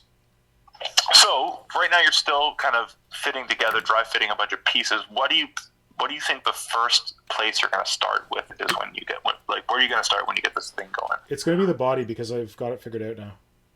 Okay. I just need body to and then legs, or body and then who knows where? That's a good question. I gotta glue this together, but what I really need to do is I need to like build like an armature and put this onto it, but I'm lazy, so I just want to... Oh, actually, you know what? Hey, let's do some sculpting. Sprue and bridge the two pieces with sprue.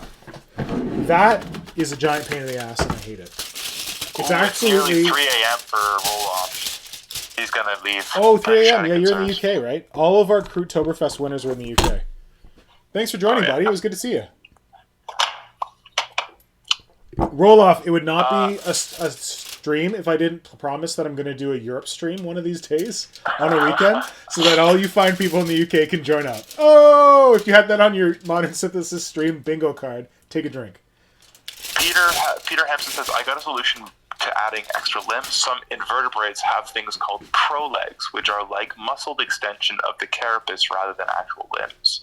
So assuming they aren't fully developed major limbs, it could work. Can you send me some photos of them on Instagram? Because that sounds really cool. Oh, tinfoil. Yeah, I'm thinking tinfoil, but I also have some like insulation foam around here somewhere, and I don't know where. Nah, go tinfoil. I need something solid in the middle, though. Oh, shit. Because the tinfoil will keep, like, contracting. Yeah, shrinking. Yeah. I'll go cut some foam. Hold on. Wait, why not this? Roll up some tinfoil, mix up some epoxy sculpt right away, and stick those armor pieces on, and let it dry. Oh, got it. All right, whatever. Oh, yeah, I'm going to do that. Craig. Okay. So... Do it on Twitch, it might work this time. I have a bunch of styrofoam kicking around. I just had to find it. And Caterpillars are the main things that have these pro legs. Where's my epoxy scope? Okay.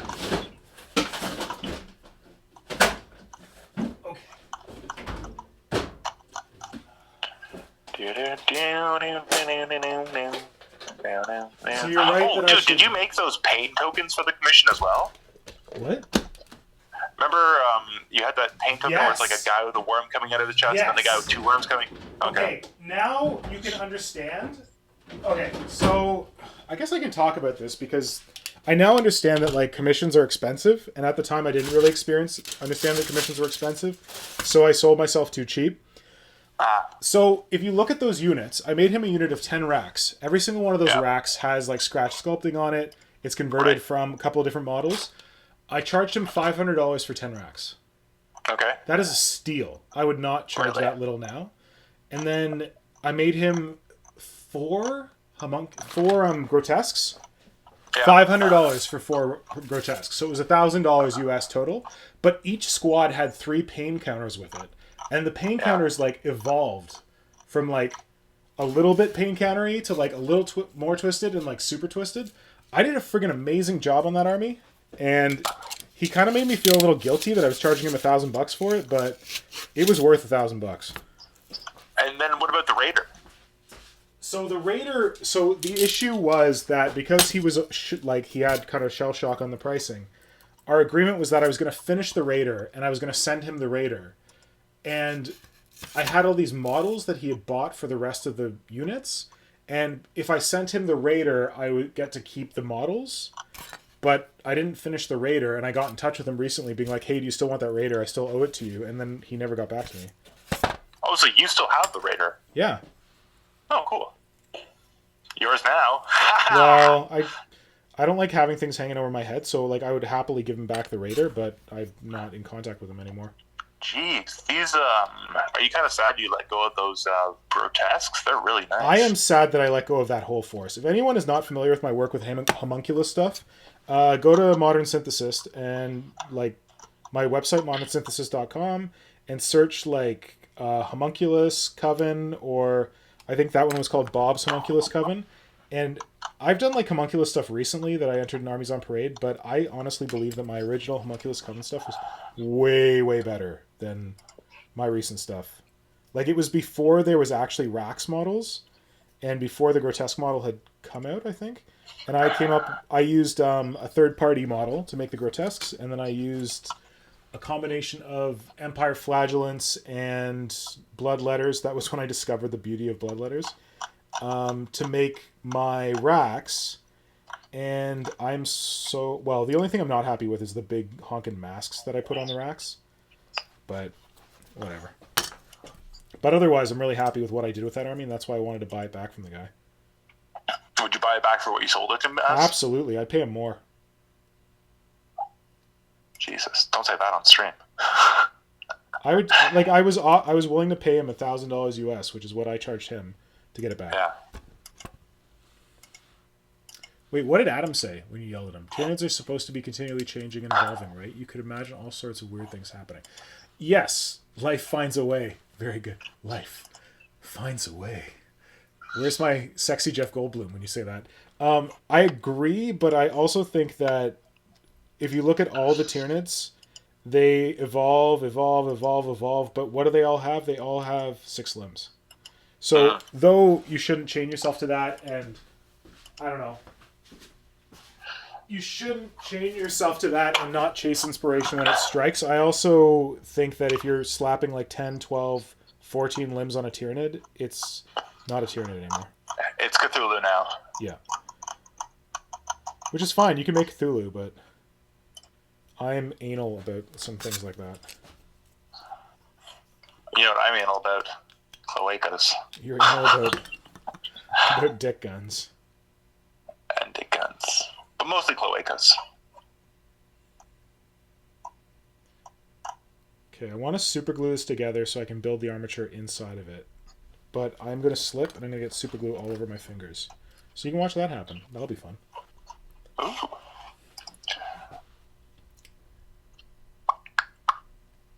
Wait, Wait, what are you gluing together right now? The two pieces of the chest. So the chest, okay, but those aren't the back plates. No. Okay. The back plates are going to require more finagling. Okay. I'm really right, because they're not touching each other. Oh, they are at the bottom. Only at the bottom and very little, so that's why I got to be careful. I can send you some capes. Manzak says send him some info so he can send you some capes. Manzak, I thought... Oh, buddy, I started typing out my address. Sorry, I got a new address. And I started typing it out, and then I was like, I got to go confirm this address. And I never finished typing it out. I could, like, literally do it right now. Thank you, though. I appreciate it. Oh, 15 people are watching this. Whereabouts? And on YouTube, how many people? 5 people. So 20. So maybe it's working on YouTube? Send a pic of pro legs. Send a link to a Wikipedia article which has some good pics and a decent explanation of what they are. Thanks, man. As mentioned, though, Tyranids pro legs would need a bit more spiky than real ones. Need to be a bit more spiky. Oh, so they're kind of like spikes on the carapace that they can move? Mm. Oh, shit. It's not glued yet. I need a third arm. Where's my third arm when I need it? I told you, you can have mine when I die, but it would hang limply at your side. I don't think that would be that useful right now. You can have my little arm, too. It'll fit nicely. Aw, it would be so nostalgic. Yeah. Oh, man, fuck. You read the 5th Expanse book, right? Which? The 5th Expanse book? No, I'm waiting till they're all out, and then I'm going to finish the last 2. Yeah, but you read the 5th one. What's the 5th one? Baltimore? Is it they're stuck on a space station? Baltimore. Baltimore. Amos, Baltimore. Oh, yeah. Oh, yeah, there's the guy in there that has a little arm. Yeah, that's what I was going to say. Timmy. Yeah. Not Timmy. What's his name? Is he appeared on the TV show yet? No. Oh, hopefully they give him his little arm. Oh, man, it would be shitty if they didn't give him his little arm. Maybe I should apply or whatever. They already filmed it, buddy. Oh, fuck. They did? Yeah, the 5th season is in the bag. It's coming out on December 16th. Okay. But they haven't done the space station one yet? Yeah, they have. Okay. You've seen it or no? It's right now. Oh, this is not good. But wait a minute. No, space station comes after Baltimore, doesn't it? You talking about Haunted Space Station? There's one where they're stuck on a space station and it's being invaded. Invaded by... No spoilers? Give me a French word or something. You know how to talk to me in our secret language. At one point, there's like a little, like, they set up like a little secret bombing thing. Yes. Okay, that's later. That's later. Okay. That's post-Timmy. Post-Baltimore. Right, that's the last book I read. Yeah. Okay, that is book 6 or 7? Right. The Voltaire Collective. Okay. I don't know if you remember that part. No. I do, barely. Secret tip. You don't need setting stuff for your super glue. You just need to blow on it because the moisture in your breath sets it. You're such a dork. Especially if you're doing bullshit like this, where you just need to hold together so you can put an armature inside. You could also sprinkle on baking soda. David, it also works as a gap filler. Oh shit, baking soda. Yeah, but then I would need my third arm. True. Oh, Manzak's on Twitch now. Look at that. That happened like minutes ago. Yeah, well, this is why I rely on you. Right. You got 4 people on YouTube, and you got, I can't see the numbers right now, 15 on Twitch. This doesn't feel like it's setting. I got 5 minutes, and I gotta go eat food. Okay. I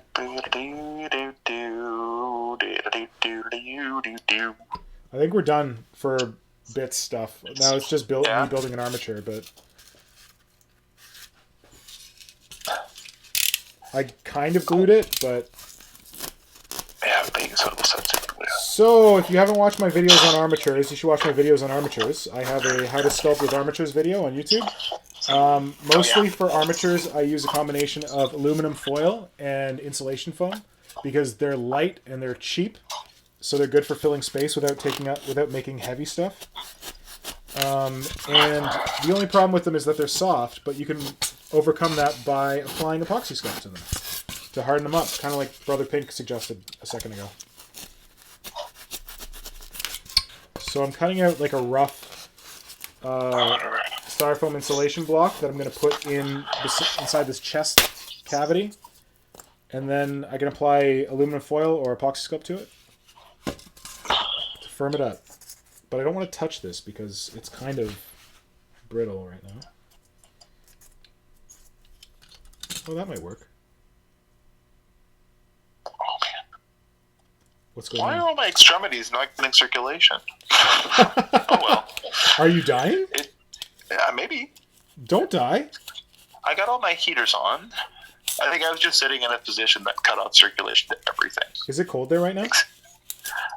Today's a sunny day, so it's not so cold. But yesterday and the day before, lots of snow, cold, and it's going to rain tomorrow and then get cold again. Lots of snow. We got some. Who's GH Boyds? I've never seen GH Boyds. Blue tack could hold the parts together while the glue dries, though I suggest getting the black stuff, way stickier and less prone to shift. I have heard of this black stuff, but I've also heard that the black stuff leaves residue. Residue? GH Boys, do I know you? From someone else. GH Boyds. I don't recognize you. If you're new to the stream, welcome. Also, we're on Twitch. Yes, if you're on YouTube and this is broken, we're on Twitch. Peter Hampson is talking about an Aquanid he'd like you to revisit sometime. Oh, yeah. We talk about the Aquanids all the time. I feel like that's Is that the thing you gave as a wedding gift? So, GH Boyds, if you want to watch the stream, go on Twitch because YouTube is shitting the bed. But apparently Twitch is working. People on Twitch, is it working still? It cut out 3 times for me, and it's potato mode right now. So if you go on Twitch, it might not be potato mode.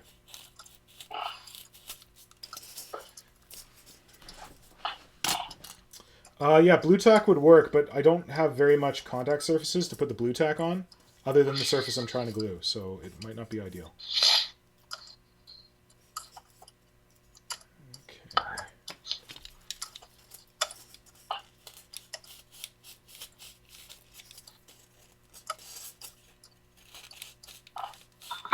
Yeah, Boyo.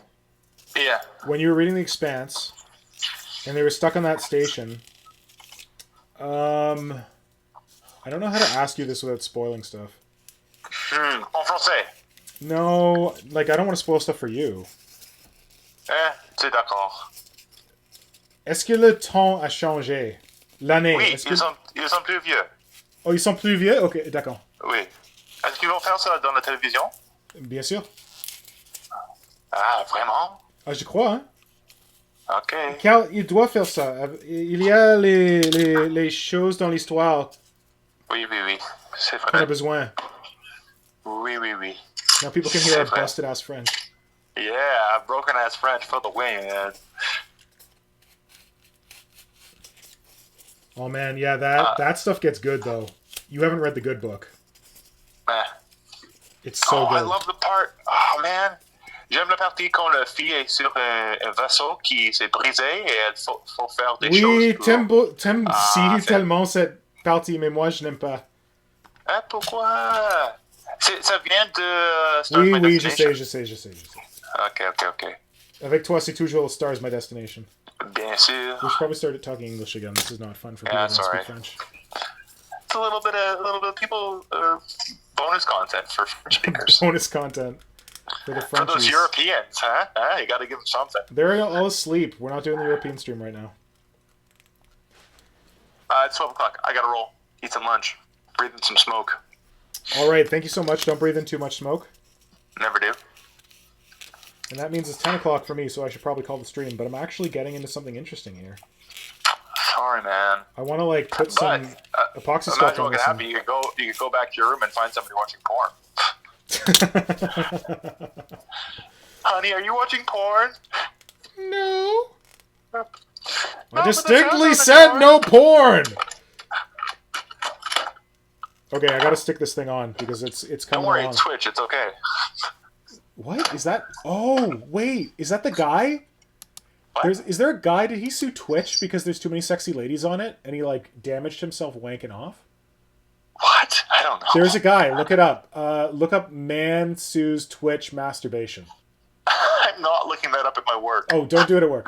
Hey, check it out. Look, I've got a rib cage. And then that's where his head's Nice. going to go. And I've got some That's like really foam cool. inside. I'm really excited about this. The ribs are a little messed, but I can probably fix that. Is it But just sitting there or it's glued on? it's not sitting there. I'm going to put some epoxy sculpt on it now to kind of glue it on because I can't use super Okay. glue on styrofoam because it'll eat it.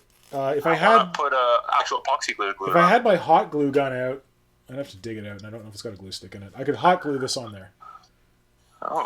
but I can just Hey, mix up some babe. epoxy and do that. Oh, Colin's here! Oh, Colin, you're late, buddy. Hello, Pink Bros. Welcome. Didn't you need his help with something? I needed Colin's help with everything. I needed Colin to tell me what the hell I'm doing here. Ooh, he gave you a candidate for the hips, the Morgas Archive. Yeah, those Scullo boys have some good hip. I think they're too pieces. small though. But what about that big ass thing that's got the pile of dead things on its back? That it might be too small too. This is going to be a really big girl. All right. But you got to go. Anyways, I do. You can keep doing whatever you want. I'm out of here. All right, I Adios, will muchachos. apply some epoxy to this, and since I got to do that anyway, if people want to watch, they can watch. So you're gonna do it, or you're gonna kill the stream? I'm going to keep the stream, and I'm going to apply some epoxy to stick this onto the styrofoam armature I made. All right, man. And Colin just got here, so I feel like I got to kick around a bit, see if he's got good ideas that I haven't thought of yet. So Colin, All right. as you weren't here, let me give you a rundown. For the torso of the beast, Now, give him the YouTube rundown. the YouTube rundown. Oh wait, Colin, if you're on YouTube, you got to watch this on Twitch. It might be broken on YouTube. I'll give you. If you scroll up, you can see the link, but I'll post it again because that's all I'm doing apparently. So if YouTube's not working, use the link. I should probably type that. If YouTube is not working. He said archive are often used for demon prince conversions, but I read it as Drymon prince conversions. Doraemon. No worries, Call. If you're saying sorry you're late, then maybe you heard me say, "Oh, you're late." Oh, okay. So, hold on a second. I'm gonna throw this out. And Who was it? It came from the deep. I don't know. That's a new person. It's Colin. Colin's already on Twitch. Oh, good. Okay. I feel like YouTube forces people to use their boring human names, and then like Twitch is like, "Hey, here you can have your cool names." Okay, this is gonna get loud. I'm gonna kill the mic for a second.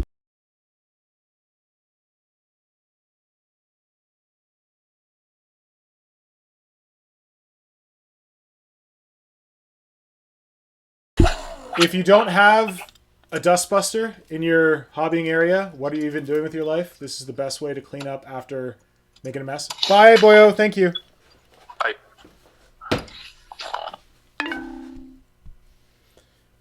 Yeah. So, Colin, I got for the rib cage, I got the rib cage of a toxicrene.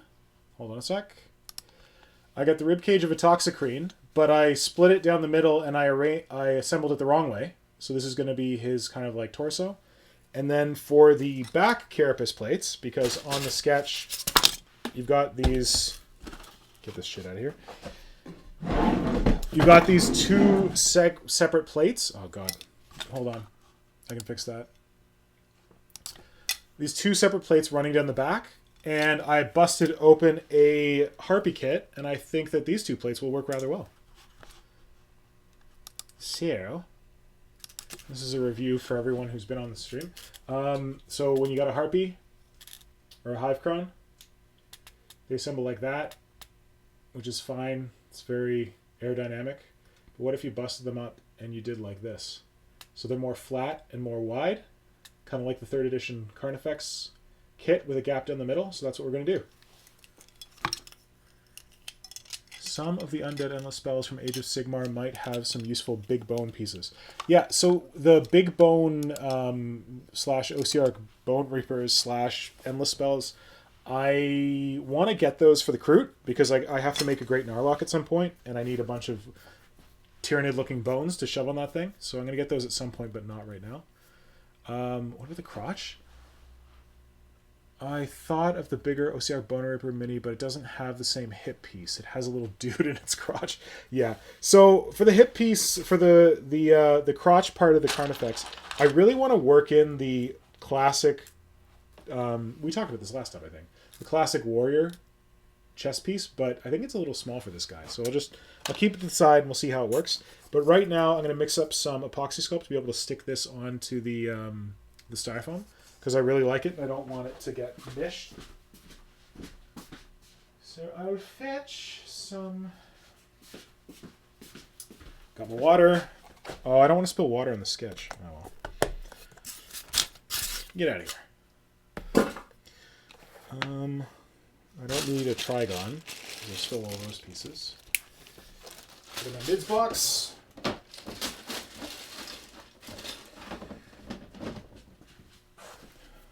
So I think we've got most of these bits figured out, because we've got the legs. Going to use the legs from the Tyrannifex. I'm going to try and use my scything talons that I made to do the hooky scything talons. Got a chest piece. Got some back carapaces, and I'm going to do some other carapace plates that kind of like curve in.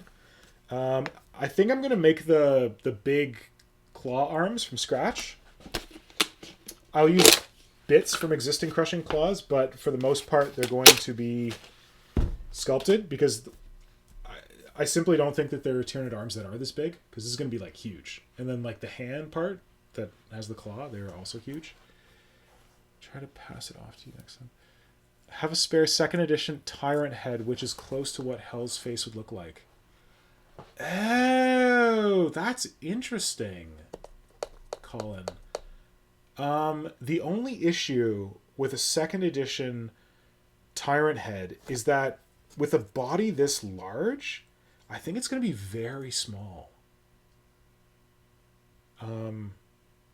Like very, very small. It's also the case that, if possible, just because I like pointless challenges, where the hell to go? I want to try and use some part of the regeneration biomorph, the Carnifex head. So I think I'm going to try and do like some variation on a Carnifex head, if it's not too small. I'll have to see how it looks.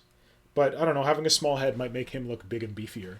So thank you for the offer, but I think that it would be too small, because I have a 2nd edition Hive Tyrant, because that's when I got started, and I think that it's significantly smaller than a plastic Carnifex head. So it might not work. Peter Hampson, we talked about Haruspex claws last time. In fact, I have one here. The thing with the Haruspex claws is that when you look at... Oh, shit, what have I done? When you look at the claws in the sketch, they're so big. Like, okay, so just say that this is going to be the guy's torso. Right? Like, this torso is huge. And that claw is like the size of the torso. So if we get this Haruspex claw, which is pretty big, and we hold it up to this torso, like, it doesn't even compete. It's pretty small. So I might use like the hook part of it, but I might actually use that hook part to be just the bottom part of this one. Like that's how big we're talking. That's going to be the small bit, and there's going to be an even bigger bit that comes down. Like, if maybe I could use it for this, but as we went over last time, the issue is that this claw is like this, where it comes to a point kind of thing. It tapers, but when you look at like this claw over here, you can barely see that. It doesn't go like this. It goes like this. It's like a hammer kind of thing, like an axe head, and that's what I want to preserve. And also like the one on this side, it's kind of chonky. Like it goes like that, like an axe, and then it goes around. So I'm keeping the Haruspex claws for options, but probably not using them for this guy. All right, that. Oh no! That is fresh, man. I got all this epoxy sculpt in all these different places, and I forget what fresh epoxy sculpt feels like, and it is a wonder. That is not fresh epoxy sculpt. Okay. Oh, I need my rag. Oh, yeah. I got too much crap in my work area. That's my problem. Thank you, Harpy. You have been a great service. Goodbye. I guess I should check the Tyrannocyte and see if there's anything I want to rip off from there, but I don't know that there is anything. Yes, Peter, big meaty claws. That's what we're talking about. Okay, Tyrannocyte. What do you got for me? What do you got for me? You got lots of tentacles. You got some connecty bits. That's kind of neat.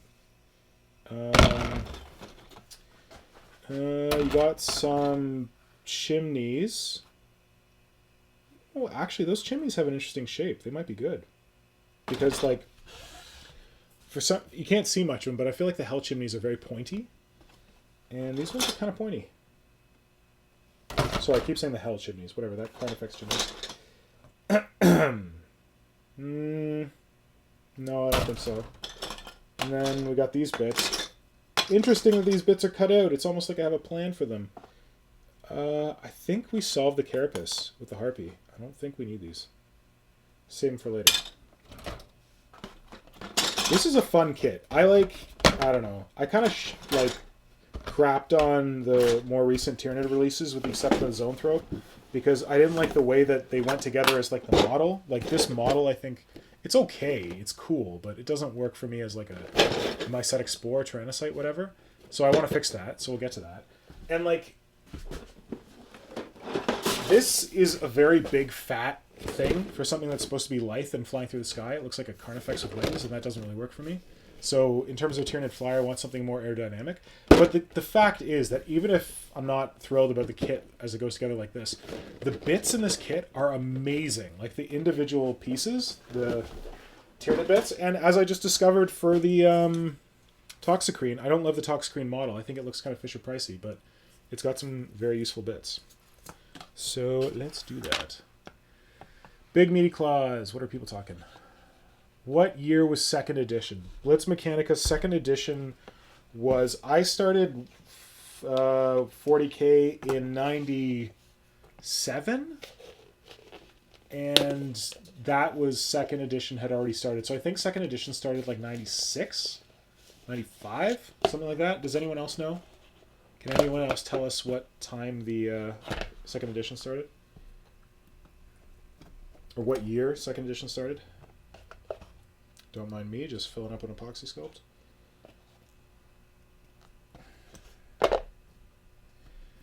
If you've not been converted to epoxy sculpt, this is the beauty of it. It comes in tubs this big, and that's like $40 for 2 giant tubs that you will probably never get through.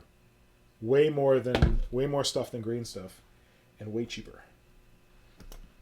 Okay, there's that. Oh, I think we've got a raccoon on the roof.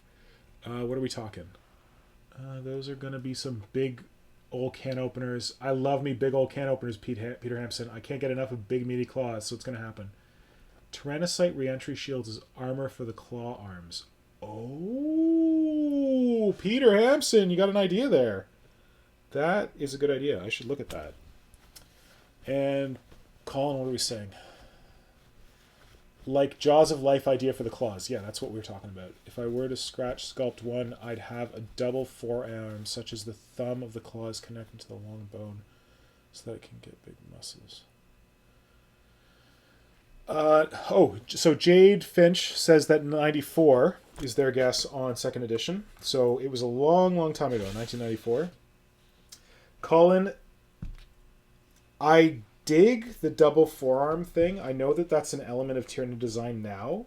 That they, like, if you get something really big, you got the double forearm. Although I don't really understand the double forearm without, like, a double bicep, double upper arm. It's like, hey, I got this skinny little arm, and then I got 2 arms attached to it. However, because I want to stick so close to the sketch, in the sketch, you don't have the double forearm. Well, forearm is talking here. You have just one big honkin' arm here. So that's kind of what I want to do. One big honkin', well, this one's slightly smaller, but a honkin' arm here. So I'm going to do just 1 and 1, and then here 1 and 1. We've got the weird little, like, extra fingers here that I got to figure out what I'm going to do with. But, yeah. Oh my god, this epoxy sculpt is so fresh! Oh, what a wonder. God, that feels good. I've been working with epoxy sculpt that I've had for like 10 years. As long as you keep it airtight, it stays good. But, God, to be reminded what fresh epoxy sculpt is like. I've been working with chump materials. It still works fine, but it's just not as smooth. Okay, what are we saying?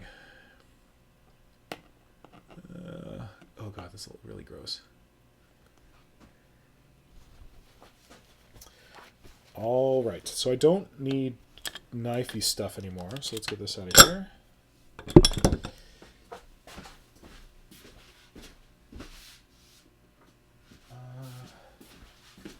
I wonder where Kajan is. I hope everything's okay. Kajan normally joins us on the stream, but he did not make it today. I hope he didn't get confused by the weird back and forth with YouTube losing it. Okay, so now I just got to mix up some epoxy sculpt. I'm going to smash it onto the foam and then smush the piece into the front of it to adhere it. I need a decent amount of epoxy sculpt. Oh man. Ever since we did the Infestation of Cassavant Prime table for Games Day Toronto, Games Day Canada 2008, I have loved working with large quantities of epoxy sculpt, just like handfuls of the stuff, which makes me think that I should probably not be sculpting miniatures. I should probably be sculpting something larger, but whatever. Just sculpt large terrain for miniatures. Okay, I need more. So, like we do every time we work with epoxy sculpt, just like green stuff, part A, part B, equal parts. Mix it together. Is that equal? That's equal. Oh my god, I'm so excited. This, like, I can't tell you how excited I am to actually make this thing. It's been in my dreams ever since I made that guy. And he didn't turn out quite as cool. And I think this is going to be good. Like, the parts that we've found here, we've pulled together to start it. I'm happy with them. And I'm excited to see where this goes. I was thinking about starting on this like in the last week, but I wanted to do the whole like stream chat together, compare parts, see what people are thinking, because it felt really cool last week before we got cut off. So I'm glad you could all join and that you put up with the bullshit. And yeah, I wanted to kind of get moving on this project because I'm really excited about it, and I would really like to get a decent chunk of it done during November. But I also wanted to wait to do the stream. So I was like, oh, maybe we could do a stream on Saturday or Sunday, and I didn't get my shit together. So I just waited, and now now I'm glad that we could do this together. Mork and Gork, what craziness are you talking? Have I tried Milliput mixed with plasticine? In a 1-on-1 mix? I found it last week in YouTube video, and it's awesome. Oh, you have to bake it? Okay. Mork and Gork, I want you to tell me that you've actually done this, where you've mixed Milliput with plasticine and baked it, because I don't think plasticine ever got hard. And I don't know how that could possibly work. Mixing plasticine with Milliput and then baking it. But, hey, if you got it to work, man. That's on you. My thing is I hate Milliput because it makes a lot of mess for not a lot of gain. I keep saying that. Oh, you have tried it. Okay, well, tell me what's so good about it. How does Milliput and plasticine compare to using green stuff or using Milliput on its own? Like rock hard, sure, but you want rock hard, get some epoxy sculpt, man. It cures rock hard, and it's cheap, and you don't have to mix it with plasticine, and you don't have to bake it. And if you want stuff that cures even rock harder than epoxy sculpt, then the same company that makes epoxy sculpt, Aves, they also make something called epoxy clay. And I think if you watch the stream, you've seen me use that before. Basically the same thing, but it cures rock hard. But that's cool. Plasticine and Milliput. I never thought that plasticine would ever set. That's kind of neat. Learn something every day. But if it's working for you, that's good. Milliput fine. That's a good question. Yeah, is it Milliput fine or is it the regular stuff? Colin, what are you saying? Knobbly bits on it like the original one eye. Yes, I'll have to do the kind of like barnacle things, Colin, on the big claw. If you're going to use a current Carnifex head, I'd still recommend finding some mandibles for it. Yes, I'm definitely going to do mandibles. I was playing with the idea of using the Trigon mandibles. Because if you're not following... Oh god, is it Is it Flinham or is it Hive Madden? I can't remember who's doing it right now. I think it might be Hive Madden is using these to make like a cool Tyrannofex head. So I'm going to try those for Mandibles.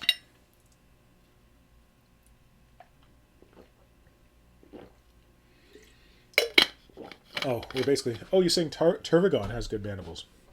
I hadn't considered Turvagon for Mandibles, so I should definitely check that out.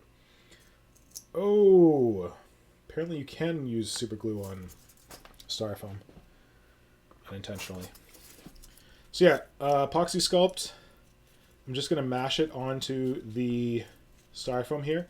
If I wanted to be careful, what I would do is I would get some pins and put them into the, like some small pins and put them into the Styrofoam, because the epoxy sculpt will more or less adhere to the Styrofoam, but it is the case that if you flex it enough, you can pop it off. So having some pins, metal pins sticking out of the Styrofoam would give the epoxy sculpt something to like really grab to. However, this is really just filler and just glue. And I'm more concerned about adhering the epoxy sculpt to the plastic piece, because the plastic piece is very like tenuously glued together where the two pieces come together. Oh man, that looks like... You guys ever seen Donnie Darko? You know, like the crazy rabbit thing in Donnie Darko? Doesn't that kind of look like the rabbit thing in Donnie Darko? With like the eyes? Ooh, creepy. Anyway, so I want to keep this together. I'm not really concerned about sticking to the Styrofoam. If I can preserve the Styrofoam, that's good. If not, I'll have a solid piece of epoxy sculpt stuck to the plastic piece that I want to preserve, and we'll go from there. Yeah, so just kind of covering the area where I'm going to stick it to, because I'm going to cut away the rest of the Styrofoam from it. Hopefully that's enough. Let's see. I'm just keeping some water here because the epoxy sculpt gives off silt, so I want to wash that off my fingers. Milliput, fine. So it's 1-on-1 with Milliput, and it goes rock solid, super cheap, quick, solid, so easy to use, standard, yellow. Also gives the putty 2 to 3 hours of work time until you bake it. Why are you wearing that stupid man suit? Okay, there we go. Morking Gork, that's cool, but I hate baking my putty. I want my putty to set on its own so that I don't have to worry about baking it. That's just kind of like my personal choice. Brother Pink loves bakeable putties. Okay, so I don't have enough epoxy sculpt to fill it in. There's some gaps, so I've got it more or less placed now. I think I'll just pack some in around it. I was thinking about pulling it off and trying to like shove some in, but if I pack it in around, I know where to put it. I'm leaving a cavity here because this is where I want to put the head. But I'm shoving it in underneath the plastic piece around. Again, the Styrofoam is for nothing but to hold it, so I have something to work against. And just to fill space, because there's going to be a big cavity in the middle of the model. Good night, Blitz Mechanica. Thanks for joining us. Good luck with your Carnifex work. Happy you're doing some Tyranids. Okay, shove that in there. God, epoxy sculpt. So good. So cheap, so plentiful. Especially when you're working on bigger models. It's just like green stuff in that it sets 2 to 3 hours. Don't have to bake it or anything. It's just 2-part. Shove it together. And you're off to the races. Okay, let's shove some in there.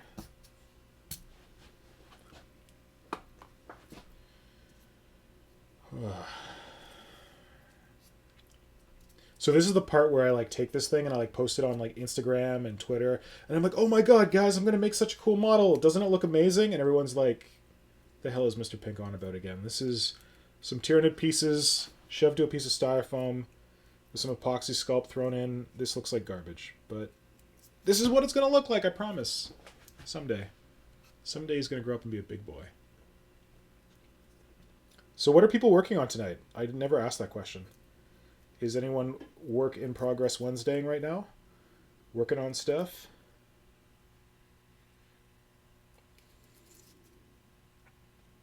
Tell me, tell me, tell me. God, I'm so happy with this. I really was struggling for like how I was going to do the carapace, what I was going to do about the torso, but this is making me very happy. A very happy boy. Oh my god, we didn't talk politics today. Isn't that amazing? I wonder if it's because Jacob's not here. He's living and breathing it down in America land. I guess a lot of people are living and breathing it down in America land right now, but maybe it's good to not talk about that right now, so we won't.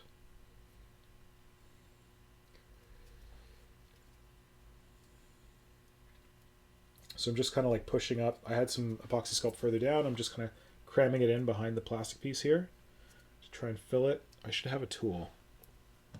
I should get a big silicone tool. Colin, I'm so glad to have you on the stream, man. You speak my language. You and Peter with Tyranid stuff. I've been cleaning some giant work in progress terrain mushrooms. Are you using real mushrooms, Mork and Gork, or are you sculpting mushrooms?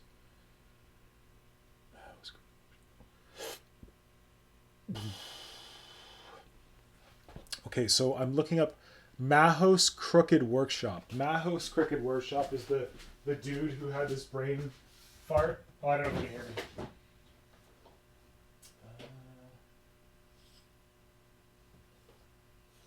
me. So you're working on the big stuff. You get at the big silicone shapers. So you're telling me that Mahos Crooked Workshop is the dude who came up with this plasticine milliput combination? I should check that out and see what other cool ideas he has. Yeah, if you're sculpting something from scratch and you're making something big and you want to do it for cheap, I wouldn't, but isn't milliput still kind of expensive to work on large scale? But I would rather just work in layers and have it self-set rather than baking it. But I guess if you're working on something big enough and you're okay with baking, it's weird that you said it still has the 2 to 3 hours work time. Like, if you check out Hydra's Instagram right now, he's working on a sculpt for November, and he's using Fimo. And the reason he's using Fimo is that he's got kids. And when you're working with epoxy sculpt, you mix it up and it's going to set in 2 to 3 hours no matter what you do. You can try and shove it in your freezer and buy yourself some time, but it's not ideal when you're actually sculpting on something. Better when it's before you've applied it to the model. But he's using Fimo Professional because when his wife calls him, she's like, oh my god, the kids, they're setting something on fire. He can just like put down the Fimo, run and help his kids, come back and the Fimo's good to go. Because it doesn't set in the 2 to 3 hours thing. You have to bake it. But what you're describing, Mork and Gork, sounds like it still has the cure time of epoxy putty, where you have 2 to 3 hours to work with it, but you also have to bake it. So that, I don't know, to me that sounds like it might be the worst of two worlds, because you don't get the benefit of having a, are they called polymer clays or something like that you need to bake? Benefit being that you can work on it for a long period of time and you don't have to worry about it going off on you. So you don't have that benefit because the milliput is making it set in 2 to 3 hours. But then you also don't have the benefit of epoxy sculpt, which is that you can sculpt it onto a piece of plastic like this and you don't have to bake it. You don't have to worry about it melting. But if you have a putty that has a limited work time and you have to bake it, that to me feels like the worst of two worlds. But I don't know, sell me on it. Apparently I do not understand the benefits of this wondrous new material. What are people saying? I need some water. Has been tearing up old Marines models to make Death Watch conversions. Oh, that's what you've been doing, Colin. Nice. Jade Finch, scene is gluing Carnifex, painting Venom Throats, and painting Tyrant Wings. That's awesome. Carnifexes, man, they're so gappy. I've converted lots of Carnifexes. This one's the first one I ever assembled. So gappy. But I used that sprue glue stuff where you dissolve sprue and plastic glue, and it was pretty good for doing the gaps on the vents on the back. Or basically, Goldfish is working on character sketches for D&D. That's cool. Character sketches for D&D are my first experience of like anything vaguely role-playing or kind of hobby related, because I had friends across the street, and my buddy who was my age had an older brother who's really into D&D, and he would do D&D character sketches, and they were damn cool. I don't know if it's just me being a kid and I had kid eyes, but I feel like this guy was like a proper artist. Like, he drew some amazing sketches. So I got a soft spot in my heart for character sketches for D&D. That's awesome. Okay, so I'm just trying to make sure I've filled in all the gaps here with epoxy sculpt. Really, I don't know why, but chatting with you guys, I'm here anyway. Might as well give it a go. Whatever happened to Forest Sprite? Did she just peace? Did I miss that? Or are you still kicking around? Forest Sprite, if you're still here, though you didn't ask, I was drinking Glen Grant today, which was a gift from my buddy Hydra Simon from Germany. Yes. Tell myself that drinking scotch is more healthy than drinking beer. I don't know if that's actually true.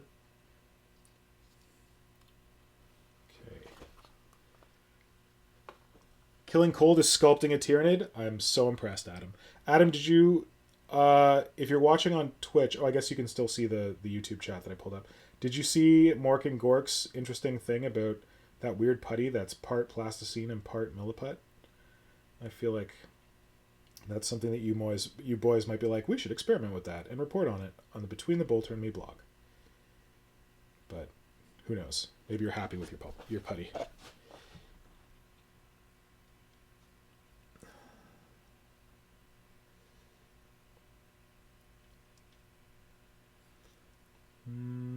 Is Manzak still here? Or did he take? Oh no, he took off. He had to put the kids to bed.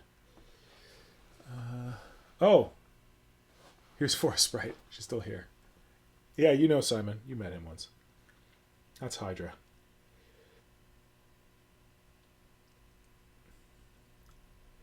Okay.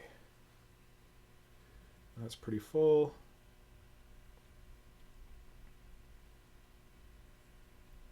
Just gotta fill in the other one. Alright. What's going off? Oh, Peter's doing uni stuff. Upcoming house move. Wow, that's a lot of work. Yeah, that's no time for models. GH Boyd's Bringers of Despair. What is Bringers of Despair? Tell me more about that. Is that like some weird Space Marine chapter? So, Mork and Gork, you're melting sprue and making terrain from it. Is that like with the goop, the sprue goop, where you dissolve it in like a glue or something like that? Different from regular milliput. I'm still experimenting with it, but I love it so far. Dirt cheap and so quick when making terrain pieces. Mork and Gork, I'm sorry if we've already had this conversation, but can you get epoxy sculpt? I'm assuming not, because you're in Germany. But, because honestly, if you're talking about milliput being dirt cheap, I feel like you need to try epoxy sculpt. Because I'd say that epoxy sculpt is dirt cheaper than milliput, and it is better than milliput. But I'm biased. What do I know? But I also know that epoxy sculpt is hard as hell to find in Germany. Oh, but you're in Sweden, I think. And I don't know if epoxy sculpt is easy to find in Sweden. Okay. Black Legion Elite Terminators are the Bringers of Despair. Ah, cool. I hate Marines, but I have a soft spot in my head for Chaos. My heart? Soft spot in my heart for Chaos Terminators. For some reason, the models really stuck with me when they were pewter back in 2nd edition. I had when I started playing Tyranids, my friends played Eldar, Craft World Eldar. Space Wolves was one of them. I think the other one had Dark Angels.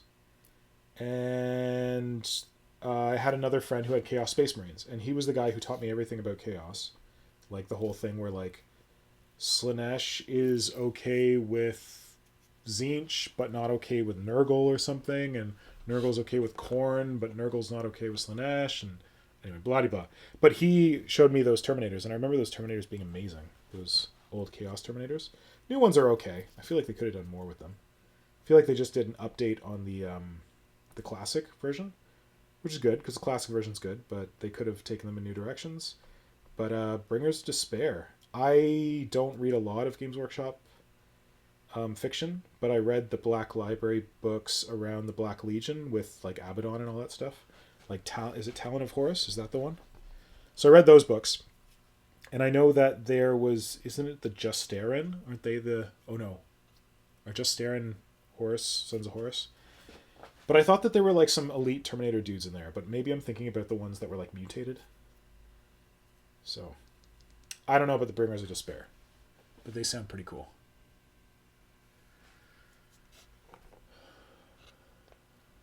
Epoxy sculpt is expensive in Sweden. Yes, Mork and Gork, epoxy sculpt is expensive everywhere other than North America. But one day maybe I'll see if I can do something about that.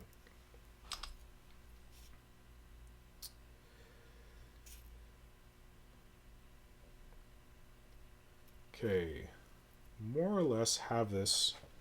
The hell? Oh, it's styrofoam. Why do I have pink stuff on my hand?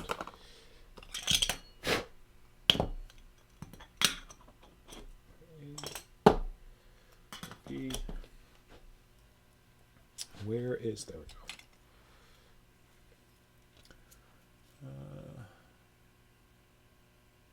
Sounds interesting. I should experiment more.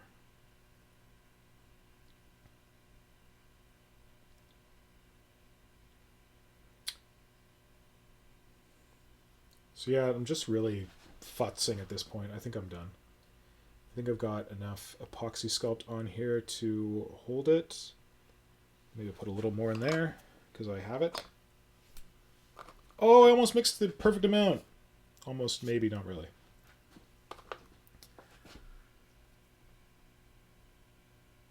Ooh, mixing new sculpts with just Darren bits from Forge World and adding my own here and there. That sounds good. GH Boyds. Yeah, Space Marines are boring, but Chaos Space Marines are interesting. They can live.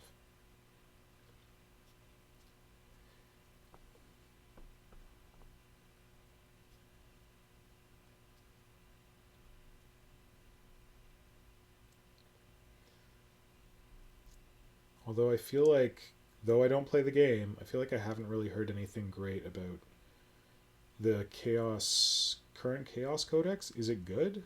Is it okay? I don't feel I hear about it being broken, and I feel like if it was good, everyone would talk about how broken it is. So, hopefully it's good. Hopefully there's some cool stuff in there.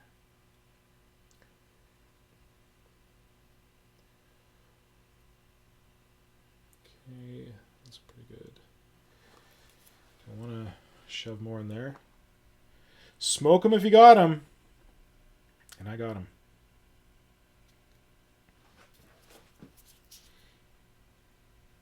Oh, but wait, that might be interesting.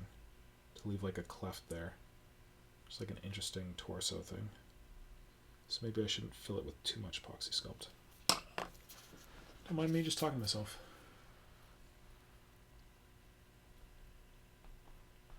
So it looks like the Chaos Codex has some bomb stratagems, so it's not crap. That's good.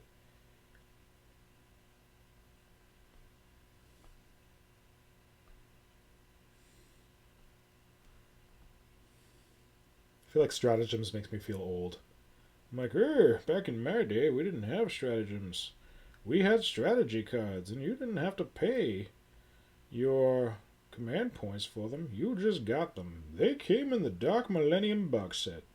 But if you were too young and too poor as a kid to... Not poor, but if you were too young and you didn't have the pocket money to buy Dark Millennium, well, it was just some wondrous thing that you heard about. Psychic powers and stratagems, strategy cards, and blah-de-blah-de-blah. Yeah. Second edition, that's my vintage.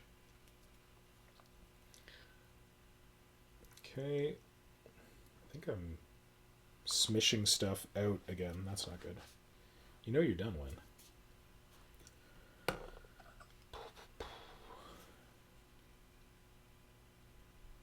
This is the part where you need to tell me to put it down. I'm done. Tell me to put it down.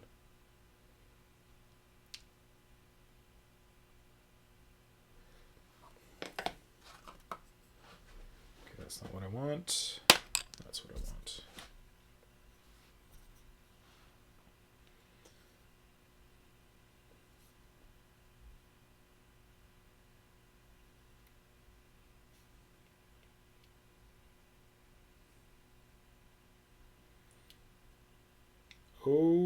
Okay, so I would say that my Biggity Bomb Carapace is our torso, rib cage, is suitably affixed to this piece of styrofoam, or there's a suitably large amount of epoxy sculpt reinforcing it that I've built up around this piece of styrofoam. So next step is I'm going to let it dry, because you always have to let your putty dry before you go in and start and do the next thing, because you'll break it otherwise. I'm going to let it dry, and then I'll probably cut away the excess styrofoam, but I got to kind of figure out where my next steps are and like how the armor plates are going to fit on, and like how I'm going to build out the rest of the torso or the rib cage. But I don't think I need all this styrofoam. So I'm just trying to push the epoxy sculpt in so that it's closer to the plastic and not much on the styrofoam, although it'll be easy to cut through. I don't really need to worry about that. Oh, not on the video. Damn it. Just been chatting off screen. Sorry about that.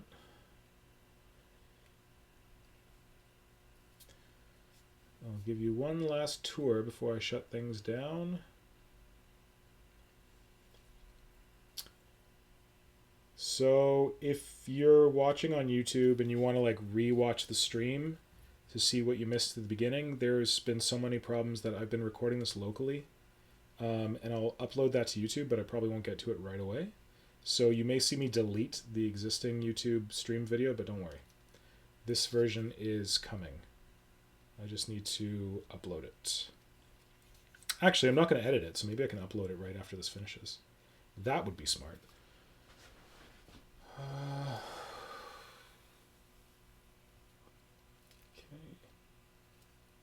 Just try and generally clean stuff up.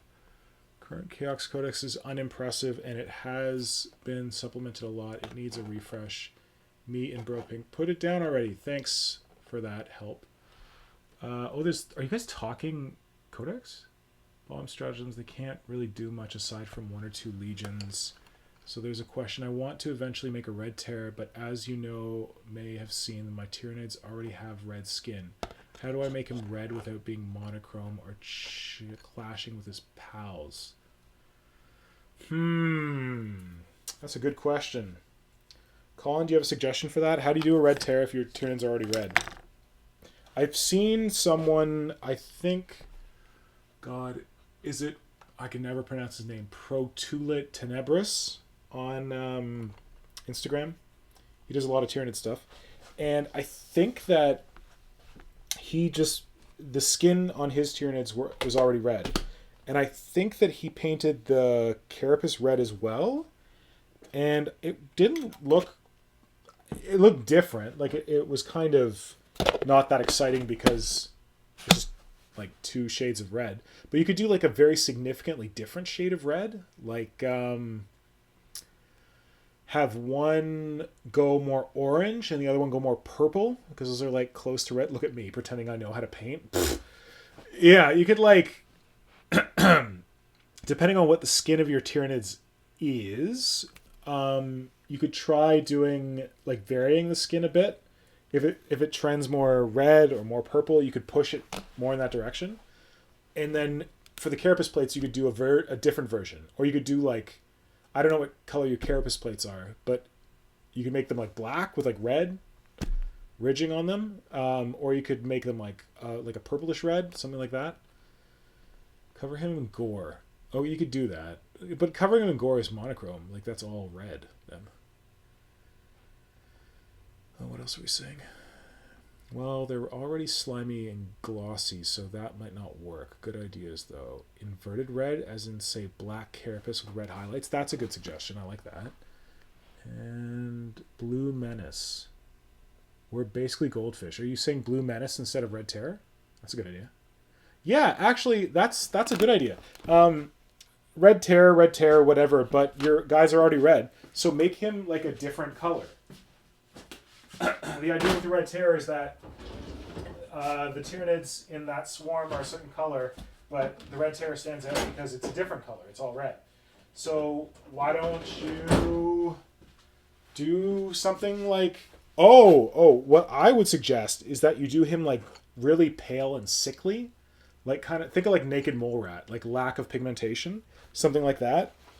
Or make him look kind of like fleshy meat sake, go on YouTube and look up Craftsman Jojo. Here, I'll type it in the chat. Or is it Craftsman Jono? God, what is it? I think it's Craftsman Jojo. Look up Craftsman Jojo? Ah, shit, I can't spell. Craftsman Jojo on Instagram. If you can't find him, then albino. That's what I'm saying. Go with albino. So if you can't find him, if you're looking up Craftsman Jojo and you can't find him, go to the Warp Shadow account. Hopefully you're following Warp Shadow. And within the last week, I posted a picture of his Tyranids. They look like... Here, I'll show you. Where the heck are we? Oh my god, it's really late. Holy crap. I need to go to bed. Warp Shadow. So, if you go on Warp Shadow... Ta-da! Warp Shadow. And you look at... Can I do this? Oh my god, this is really hard to do. Upside down. That guy. Look at this guy. This is Craftsman Jono. No. Oh, shit. Yeah. Oh, it's Craftsman. Yeah, Craftsman Jono. Check out this thing. Because it's kind of like albino flesh sake. It's real... Oh, wait, I should do it this way. I'm an idiot. It's really amazing. And his paint scheme is kind of cool. Like fleshy red. And I think that might be helpful.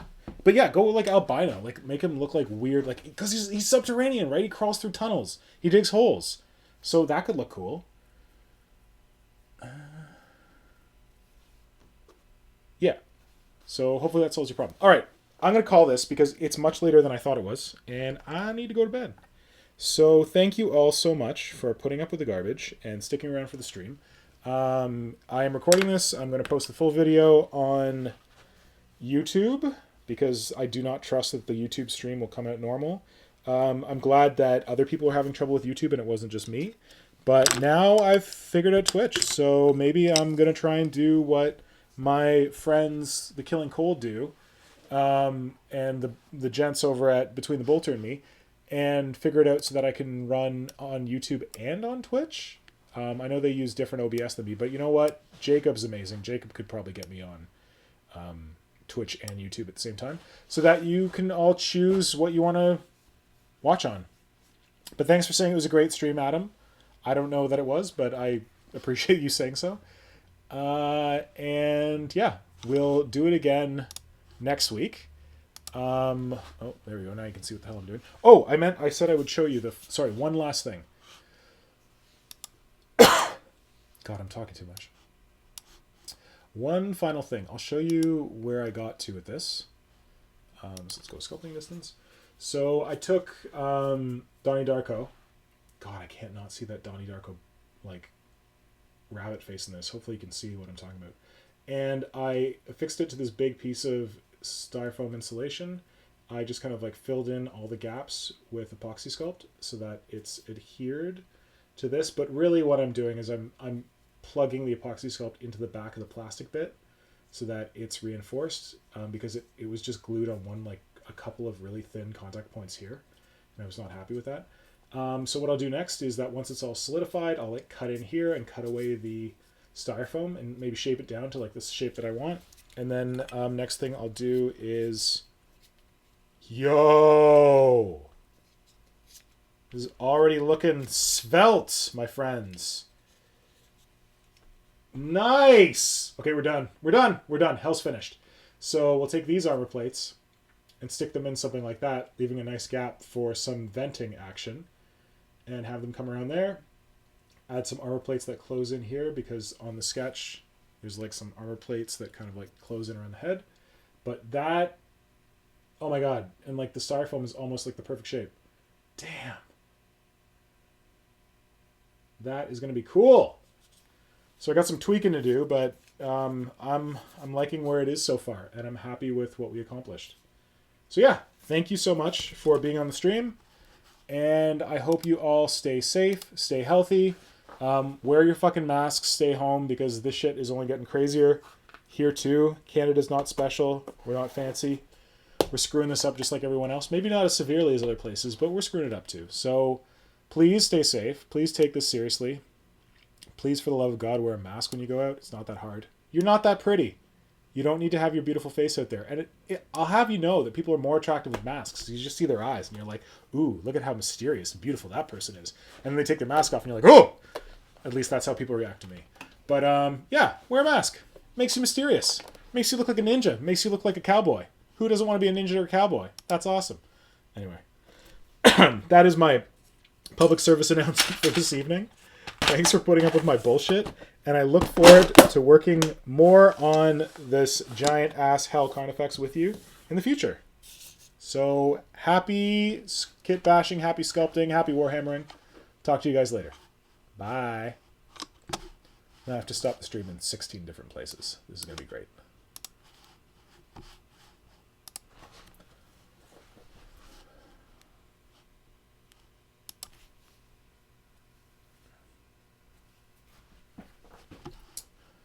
And Twitch. How do we stop the stream in Twitch? Do we just stop the stream?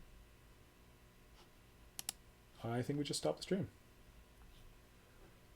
Catch it live again. I'm working on Wednesdays now. Great stream. Richard out.